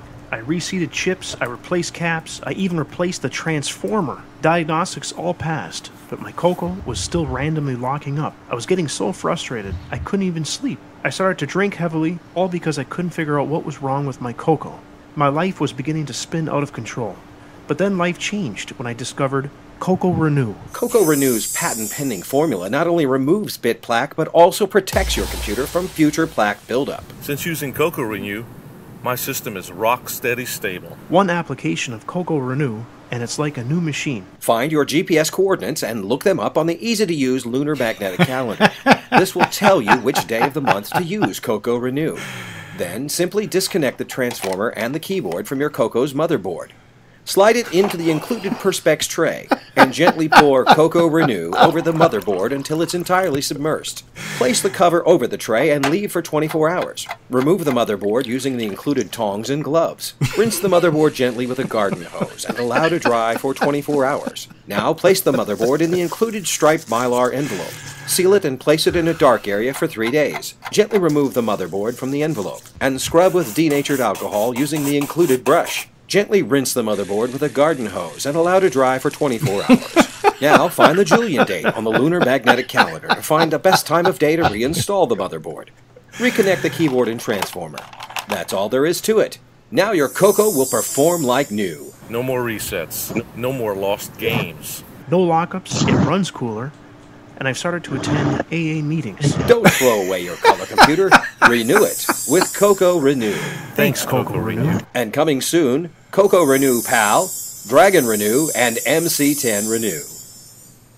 Persons using this product assume responsibility for its use in accordance with current directions of the manufacturer. CoCo Renew makes no representations or warranties of any kind, either express or implied, regarding this information or the product to which this information refers. CoCo Renew contains leprechaun plasma derivatives and polyisobutylene. Women who are pregnant or may become pregnant should not be exposed to CoCo Renew. Do not drink or ingest CoCo Renew. Read all warnings and product information before using CoCo Renew. Drinking problem? Visit www.aa.org. That is just too good. Mike has outdone himself. Myro is the man. Good stuff, and there's so many of them, and I just thought I would play at least one of those. Good stuff, good stuff. So something else you talked about in the latest episode of the CoCo Crew podcast, which, by the way, can be listened to by going to cococrew.org, is the whole idea of the different sound projects and products that are out there, kind of sound fragmentation, if you will. And I know Nick kind of touched on this too in his most recent blog about Gunstar, is that, you know, sometimes too many choices is almost a bad thing. And when you talk about the market, how many people are there? What do these people want? How many are at what, you know, what's the maximum base sale amount you think you're ever going to have? So again, the exciting times sometimes can create confusion in this marketplace. So John Linville has his Game Master cartridge, which I think is a perfect fit for somebody who's going to develop a ROM cartridge where the sound and the ROM are all in the same piece of hardware. There is no MPI required. That makes perfect sense. And it's also cost effective from what we've heard from the podcasts and everything else. And so that is one option, but currently that option is kind of only available if you choose the ROM cartridge route. We've got Ed Snyder's board, which is similar to yours, but also has some analog or some digital joysticks adapters, but it's a great board, but now that requires a multi-pack. How many people own a multi-pack, will buy one or will use one? Does that factor into potential sales? So, so all these questions come up, and so we live in a time now where we went from having no sound hardware to almost hardware fragmentation, oversaturation. So that, and you touched on that. I mentioned this a long time ago when John Strong was starting to talk about how he was going to do sound hardware too, and he was doing a similar chip that what John Linville is doing. And sometimes you kind of don't want to duplicate efforts. You want to maybe maximize these efforts and maybe share these knowledges and things where more people can benefit from it. And you're kind of in that midst right now. So I thought it'd be interesting to hear your thoughts on that a little further, and maybe Nick to chime in too, since he's currently developing something. No, that's fine. Well, as I indicated, it's kind of interesting that John started out. He had this unit that he put into his game cartridge idea for the Game Master capability. Ed, I actually didn't know Ed was working on a PSG. I think he's calling it CoCo PSG. I read somewhere that the deluxe color computer was going to have an AY, General Instruments AY 38910 chip in it, and I thought, well, I ought to grab this chip and see what it's like and see what capability it has. But now, dependent towards, and of course, as you indicated, John Strong's got an idea as well for another capability. So we've got these 4 options, and then of course I read Nick's Gunstar blog entry last night or this morning or something about a software capability that's kind of mimicking the AY sound capability, and so that puts quite a few different options on the table. Then the speech sound pack capability that you talked about and showed off in MAME a couple weeks ago on this show. There's some other capabilities that it provides as well, and so at the end of the day, it's I'm looking at this market and seeing it having so many options, and how do you cut through which options are possible to which options are preferable, so that you can get to a product, if there is even a product that makes sense. Nick makes an excellent point that if I have to have a cartridge and I have to implement something, and then I have they need a CoCo SDC in order to run my game, then that means they have to have an MPI.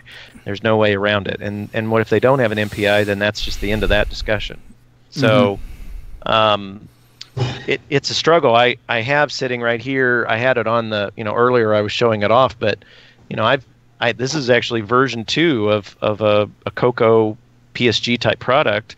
But there's been like a lack of motivation on my part to continue working on it because I just don't know what kinds of things are of most interest to the marketplace that they're willing to be, that they want to see turned into a product. Because, one of the things I enjoy setting these things up and putting them together. So one of the thrills I have is when somebody's in a chat room or a forum or a discussion list or whatever, and they say, man, I don't know how to do this, but it would be really neat if I could have X, and X is hardware, right?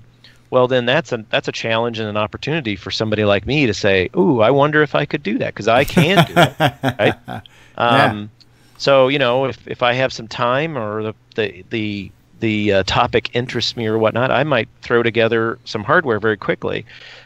And then you get to this step where you have an actual unit, but then the question is, okay, so I've got one, and so the idea has merit, but does the product have merit? Does this particular product have merit? And that's where I am struggling right now, because, I thought maybe if I had the best of both worlds, I would do that. So this particular unit right here is a version 2 unit, and it actually has, as I indicated earlier, or maybe I was talking last night, this unit actually has both sound chips. So it has the AY chip, and underneath the AY chip, it has John Linville's SN76489 chip sitting underneath it. And so it supports it's stereo, and it supports 2 of these chips plus 2 of the same chip that John Linville's using in his cartridge. But then you've got other individuals who are saying, well, these particular ICs here are more chiptune type units. They're good for doing chiptunes, but what if you want to hear real sound, like you want to hear drums or you want to hear a violin or whatnot? Well, these chips are not good for that. They're chiptune chips. So, and then what do you do about that? And that's a capability that the CoCo doesn't have. So maybe you do better to work on implementing a cartridge with one of those types of chips, because you're never going to get that type of sound. Well, I won't say never, but it's going to be much harder and much more CPU intensive to get a violin sound out of a... Sure. Now you're really talking about like a general MIDI sound set on a chip at this point. Correct. And as much as would that be nice to do? Yes, but was that even possible back then? Was that, what the term is it period correct?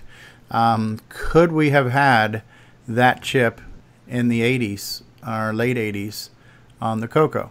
Not that that's the deciding factor when you're going to do something, but, they're challenges. And then we also have to look at not only what's the market for consumers, what's the market for developers? Because I think we could probably count on one hand the people who are actively working on commercial products. You've got like John Strong, John Linville, Nick Marentes. I know I'm missing a few people, but there's not a lot of people who are working on actively commercial products. We're lucky to get a few per year that come out.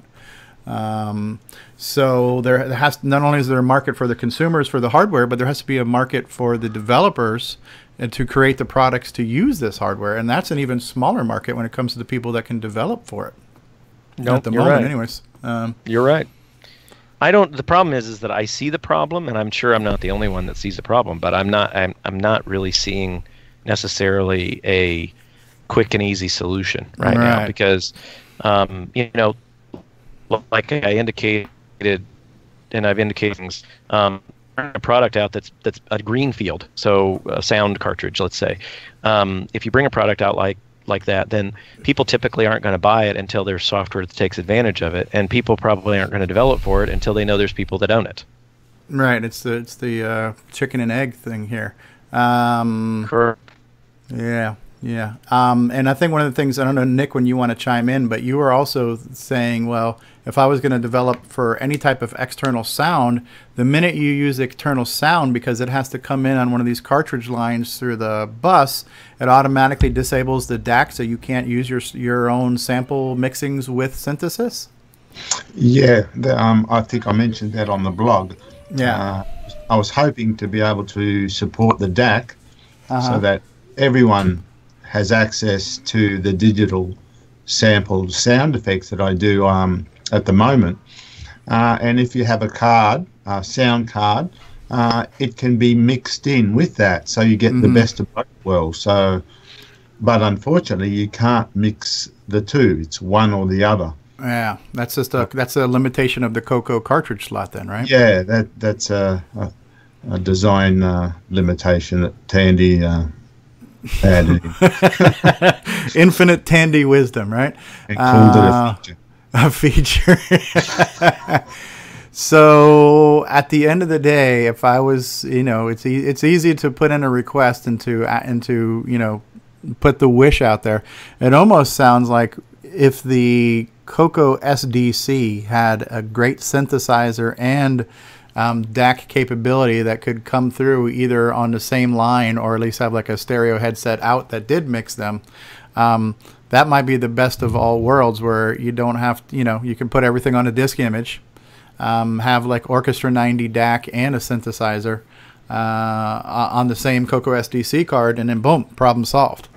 That was what I thought was going to happen, because I thought Darren had sent I don't know if it was a cryptic, but it was kind of a preliminary note to the mailing list, I don't know, maybe 6 months ago or so, and said, hey, I've been playing around with kind of this new kind of feature, and he had some sound generation capabilities on a CoCo SDC prototype that he was working on, and gave a little bit of information on that.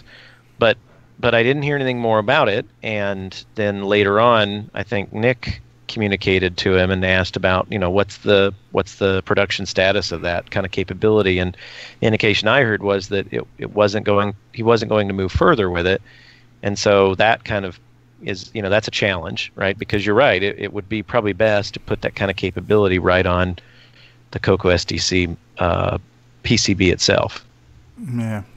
So Karen just came in. And he says, this sounds like a job for self-modifying code man. Is there such thing as self-modifying hardware at this point? Because now we've really gone into Judgment Day when that happens. That's right. Yeah, so go ahead. I'm sorry. Was that David Ladd chiming in? Yes, I had a crazy idea. Since the CoCo... you can't have the internal DAC mixed with the cartridge slot's audio line. With these music chips, how much of a pain in the rump would it be to add in the Orchestra 90 DAC layout, and then the coder, if they want the music chips, move the address of their CoCo DAC for the CoCo 3 to the Orchestra 90 addressing. That way, all the audio mixing is being done on the card with the Orchestra 90 and the music chips. So let me see if I can understand what you're suggesting. You're saying have the Orchestra 90 capability on the card, and then what else? Have the DAC functionality on the cartridge as well? Well, okay. The Orchestra 90 is a DAC. So what I'm saying is with these music chips you already have here. Yep. Is there a way to still fit in the Orchestra 90's DACs on the board with the chips? That way you have the DACs for the PCM. Yep. And the music chips. And then for like a programmer wants to support an external audio, they can then use their PCM samples right to the Orchestra 90 address and still have the music from the chips all on the one cart. Would that be an option? I think that's, yes, absolutely putting the Orchestra 90 capability on this. Like you can see right here, if you were to go to a 4-layer board, you've got a lot of room that you could implement an Orchestra 90 capability.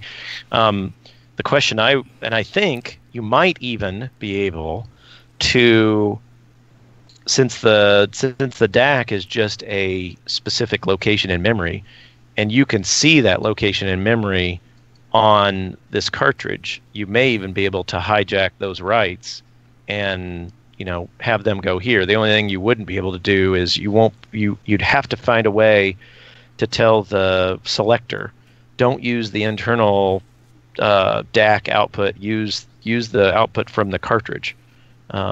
But I guess if you're writing a new game that supports that, then you would already know that you can do that. And that's what you could do. You could mix the channels on the cartridge. So yes, I think it's possible to do that, especially for new development. And at that point, everything has to come out through like a headphone jack because it's not going to make its way back into the CoCo. No, if you do it on a new game, then you'd set the selector to say, this cartridge right here is this cartridge I want to get the sound from. Yeah. All the cartridge sound would be fed in, and since you've got a DAC and a sound chip on the cartridge... okay, so you mix those two things and send them through the same single line. They're already mixed on the cartridge and then fed in. Okay. I mean, it's not an impossible situation. You can always do it externally and plug in a cable, earphone jack cable from the cartridge with a Y connector and just merge the two signals in externally and feed that to a amplifier or whatever. So it's not impossible, but we're just trying to go for a clean solution. Yeah. And I guess it's early enough in the game where it could still be. It's just really. I know this probably came up in the podcast before. It almost seems like sometimes you want to know, is there a project registry where when people are working on things, how about we throw it all out there so we know what people are working on, and that there's different schools of thoughts on that. But then it starts to talk about what's the greater good. The consumer should be the goal. So let's all put together something that's going to be great for consumers and developers, and let's work on a standard. Yeah. The problem, obviously, the problem with letting people, and I think I mentioned this at last year at the Vintage Computer Festival Midwest. I had a presentation and I was talking about projects in general, and that's online on YouTube somewhere. But one of the things I pointed out is it's always a real challenge as you go to develop products for this space. It's a challenge as to when you tell people that your product or that your project exists, right? Because if you tell people too early, then the clock starts ticking as soon as you tell them, right? So, not to put Curtis on the spot, right? But as soon as Curtis sees a 2 meg flash or 2 meg RAM upgrade, he wants to know when it's going to be available because he knows that OS 9 can support 2 meg right out of the bat, and he knows that the Gimme replacement is going on from Ed, and so it makes logical sense that they would be together. But there is a huge, huge amount of road to travel between the time that these projects start and what Curtis is suggesting would be a really good idea. And I think that's a challenge. But if you wait too long to tell people that you're interested in doing a project, then you end up kind of in the situation we're in right now, where you've got independent people and they're saying, you know what, I don't want to tell people too early because I'm not sure this is going to be a reality. So I'll wait until I'm, relatively done, and then I'll announce it. Well, somebody else already came up with the same idea or whatever, right? Yeah. So it's a real challenge as to when you do that. And the other one is some people will get a really cool idea and then lose interest in finishing it up. Yeah. And so you get somebody that gets partway through a design and then they say, you know what, this has gotten hard and I'm not having fun anymore, and so I'm giving up on it. And then you got all these people that were kind of hoping that it would end up being a product, and now their hopes are dashed. So. Yeah. These are some of the slippery slope that we have here.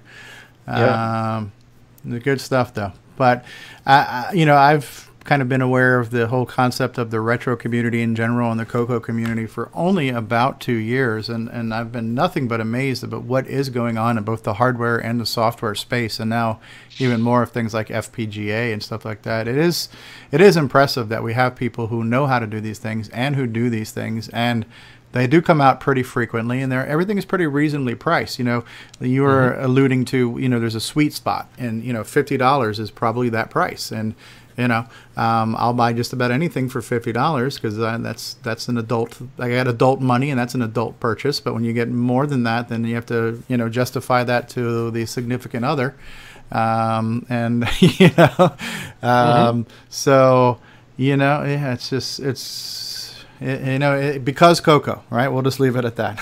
That's right. That's right. This has been a great subject, but have we beat it to death?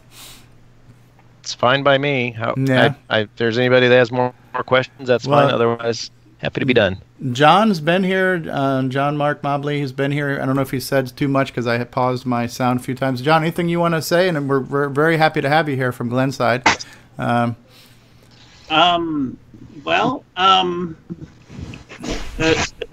club is strong and growing, and we're getting new members, and everything is going well.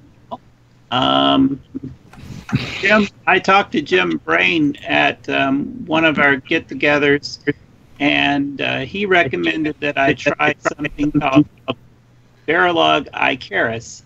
Okay. And I've been experimenting with that and made quite a bit of progress with it. So I'm very grateful to Jim Brain for sending me in that direction. And that's one of the programming environments or languages that you use to program the hardware? It's a simulator, so you can simulate your without having real hardware. You can simulate your hardware. Hold on, my head just exploded again. we're simulating the emulated hardware with emulation and software. That's right. Exactly.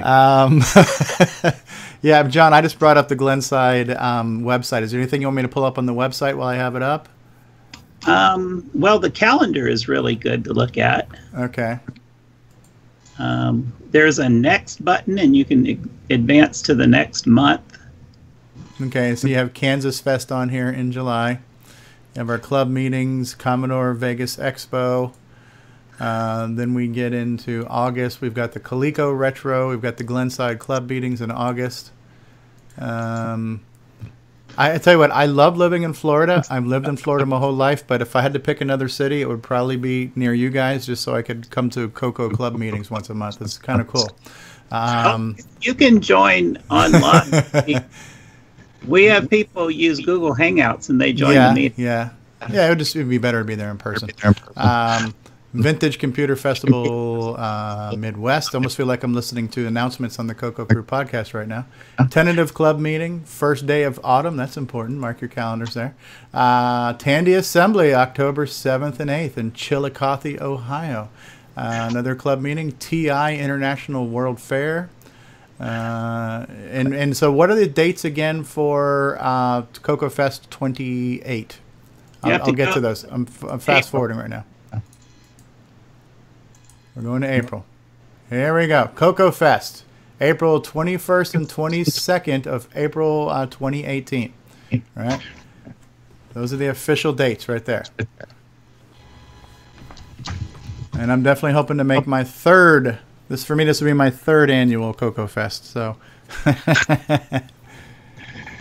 it's been great. It's been great. Very, very cool. Let's look at the Tandy Assembly website real quick too. Let's see what's new and exciting there. If anything else has developed there. We still have our same primary speakers right now: Scott Adams, Don French, Lance Miklas. Exhibitors.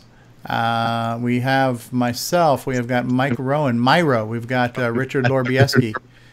Peter and Alex Satinsky, Mark and Sandy from Cloud9, Peter Bartlett and Malcolm Ramey, TRS-80 with modern upgrades, Randy Kindig, Retro Innovations, Mr. Jim Brain himself will be there. Ian Maverick all the way from Australia, good eye, the Mav will be there. Brendan Donahue will be here at this CoCo VGA, and Alan Hightower as a Tandy 12345K PC compatibles. What the hell is that? No clue. No clue. 1, 2, 3, 4, 5. Okay. Sequential numbers. Our sponsors right now include The Right Stuff, John Benson, Boys in Tech, Brendan Donna, he is a sponsor. Floppy Days is a sponsor. CoCo Crew Podcast and Trash Talks are sponsors. Good stuff. Obviously, you can. This is tandyassembly.com, and you can contact them at tandyassembly@gmail.com. Make your reservations if you haven't done so already. Good stuff. Good stuff. You guys want to hear another Myro clip? Yes. Sure. All right, let's see. We're going to pick one here. So that was CoCo Renew. We've got a CoCo TV clip. We've got Color Speak ad. That was kind of cool. JL. Oh, yeah, here we go. We're going to listen to John Linville singing because you got to have more Linville, right? So let's do that right now. I'm going to switch over here. Oh, what a treat. This podcast has been a treat indeed. Here we go. Here's John Linville singing for us. CoCo. You don't have to boot up OS 9. Now that we're older, we like to play deck B games. They're alright. CoCo. You don't have to boot that disc tonight. We'll play some Farfall or take Popstar Pilot for a flight. CoCo. You don't have to boot up OS 9. CoCo. You don't have to boot up OS 9. CoCo boot up OS 9. CoCo boot up OS 9. CoCo boot up OS 9. CoCo boot up OS 9. CoCo boot up OS 9. Oh. It doesn't get much better than that, and the only way it gets any better is let's hear Basic. Where did it go? Where's Basic? Mysterious CoCo. That was okay. Color Speak ad. CoCo TV clip. CoCo Renew. CoCo Group 2. Which one is this? Ah, that was pretty good. That's a long piece. I don't have the Basic one in here. Oh, okay. That was cool though. That was definitely cool. So yeah, another great podcast, and definitely having Myro come to the mix has been a nice addition to the show. Not only as him being another member of the crew and another speaker on the thing, but all of his value added content. You know. Oh, okay. Here we go. This is what John Linville's saying. So it's a Tandy 1000, 2000, 3000, 4000, and 5000 display. Oh, 1, 2, 3, 4, 5K. It's one of all the Ks. Okay, so it's a 1000, 2000, 3000, 4000, and 5000. Wow. Got it. Holy crap, do we need a big table for that with reinforcements to support the weight, probably. Good stuff. Good stuff. Well, I think we had a good CoCo talk. We've gone over 3 hours now, and I've enjoyed every minute of it. Hardware has been a mystery to me for the longest time because I didn't get into hardware until I got into more traditional PC clone form factors, and that level of hardware is you literally replace the entire component. Like you replace the modem, you replace the graphics card. That is my level of component level troubleshooting and repair. I've never touched a soldering iron, and I don't know electronics. So it's really interesting, and I really appreciate you taking the time to share it with not only my dumb ass, but everybody else too, because it's kind of cool to break it down into relatable terms. I appreciate the opportunity. Likewise, and so it's go4retro.com, right? It is go4retro.com, and we found out that what was it, David? That the IEC cables that they use on the Commodore are the same as the joystick cables. Is that right? Yes, and that actually worked very well for my project. Which, since you brought that up, I want to say something publicly here. I want to say thank you to you, Jim, and John Strong, and those who have been in the hardware area that has given me help to jumpstart my little project, since this is the first time I've never before built anything that's hardware that interfaced with anything else before. Wow. And remind us what that's that one is of the again. that's one of the reasons why. What is it, David? Well, my project is a PS2 mouse interface to CoCo joystick adapter. So you can have a way to use a PS2 mouse on a CoCo. Very cool. Yeah, I think one of the things that I notice is that there's this kind of snowball of inspiration and motivation that we get from the community, where one person's project inspires another person to do something else. And I think that video that Glenn Hewlett did is a perfect example of that, where, you know, something I did inspired Myro to make a song, which inspired me to make a music video, which inspired Glenn Hewlett to make a CoCo transcoded video, you know. So the fact that people are inspiring and motivating and even helping people do things, I think it says a lot about this community. And I also want to maybe close with just looking at some numbers here too, because it's talking about the community. So there's some things I've done recently, and the response I've gotten has exceeded my expectations. So like I just released Dungeon Raid right before the podcast. I'm calling it the podcast, but CoCo TALK today, right? I've already gotten 47 views on my Dungeon Raid video that's only been out for a couple of hours. That's pretty damn good. This Bedlam video that I put out, it's almost reached 200 views already, and I waited a long time to release a text adventure video because I just didn't think anybody would want to watch text, you know, and listen to, I mean, nobody wants to hear me speak, you know, so when you're reading off the text, I'm doing nothing but speaking. That's gotten almost 200 views. That has completely exceeded my expectations. Last week's CoCo Talk about OS 9, pretty popular show. We've gotten 172 views.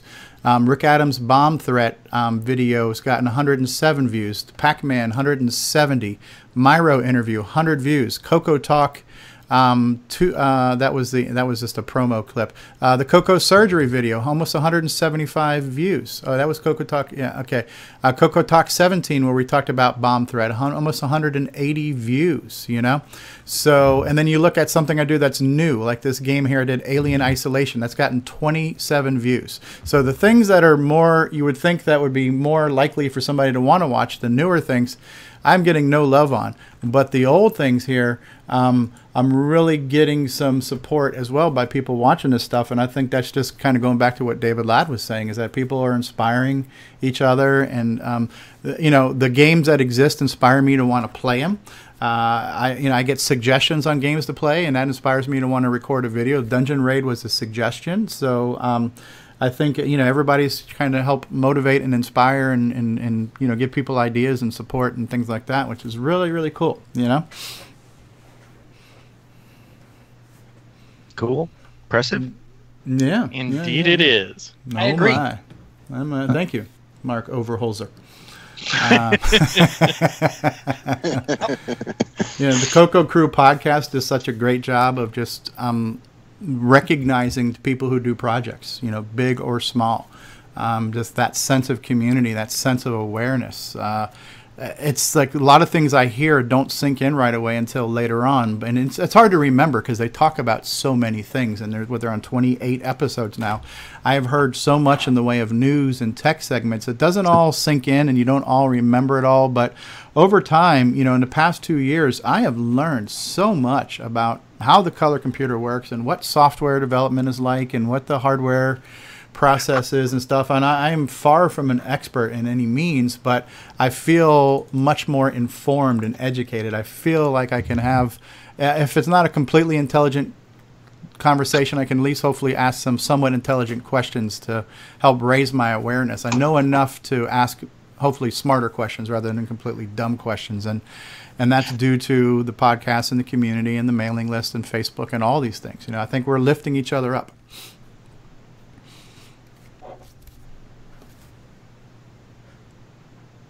And I'll leave it on that.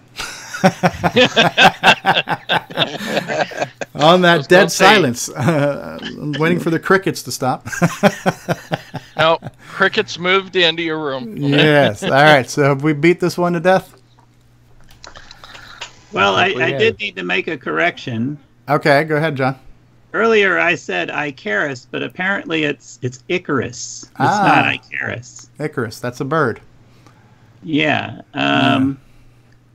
So it's Verilog Icarus. Okay. That's also a great song from Iron Maiden, Flight of the Icarus. Cool stuff, cool stuff. All right, well, I always like to close with my favorite quote, which is, you may only be young once, but you can be retro forever. So I invite you all to be retro forever, and hopefully everyone believes in CoCo forever.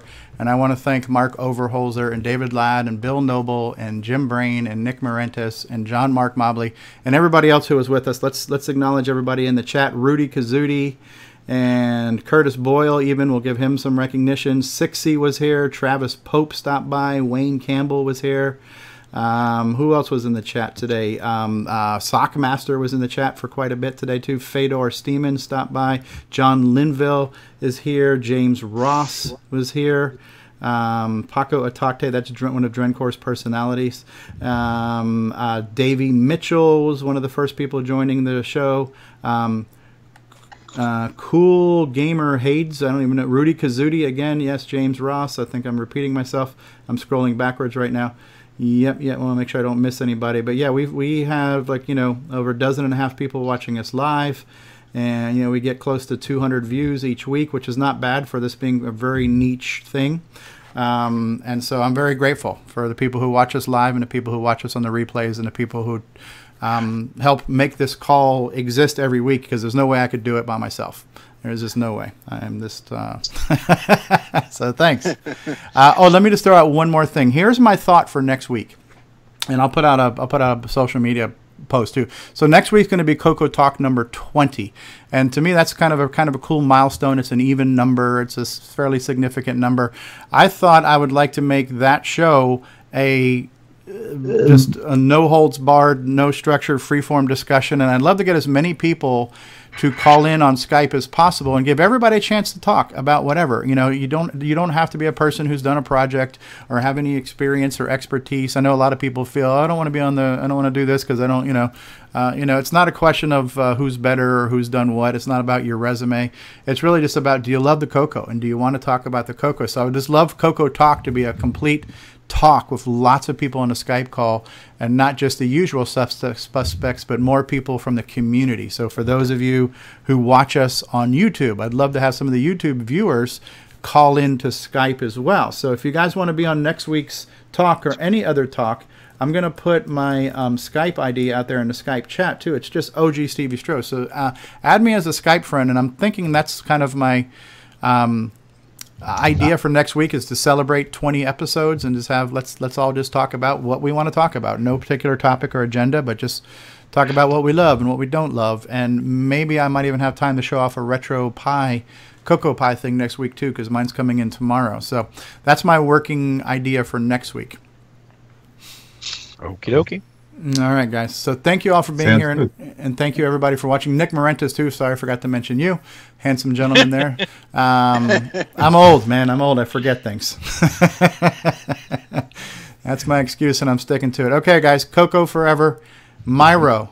It will catch on. Grant Leedy was here too. Yes, Rudy Kazuti was here. Rudy Kazuti says, thanks for the Dungeon Raid video. Thanks for the suggestion, Rudy. Yes, Myro. It will catch on. All right, we're out of here, people. Till next week. Bye-bye. Bye. Later.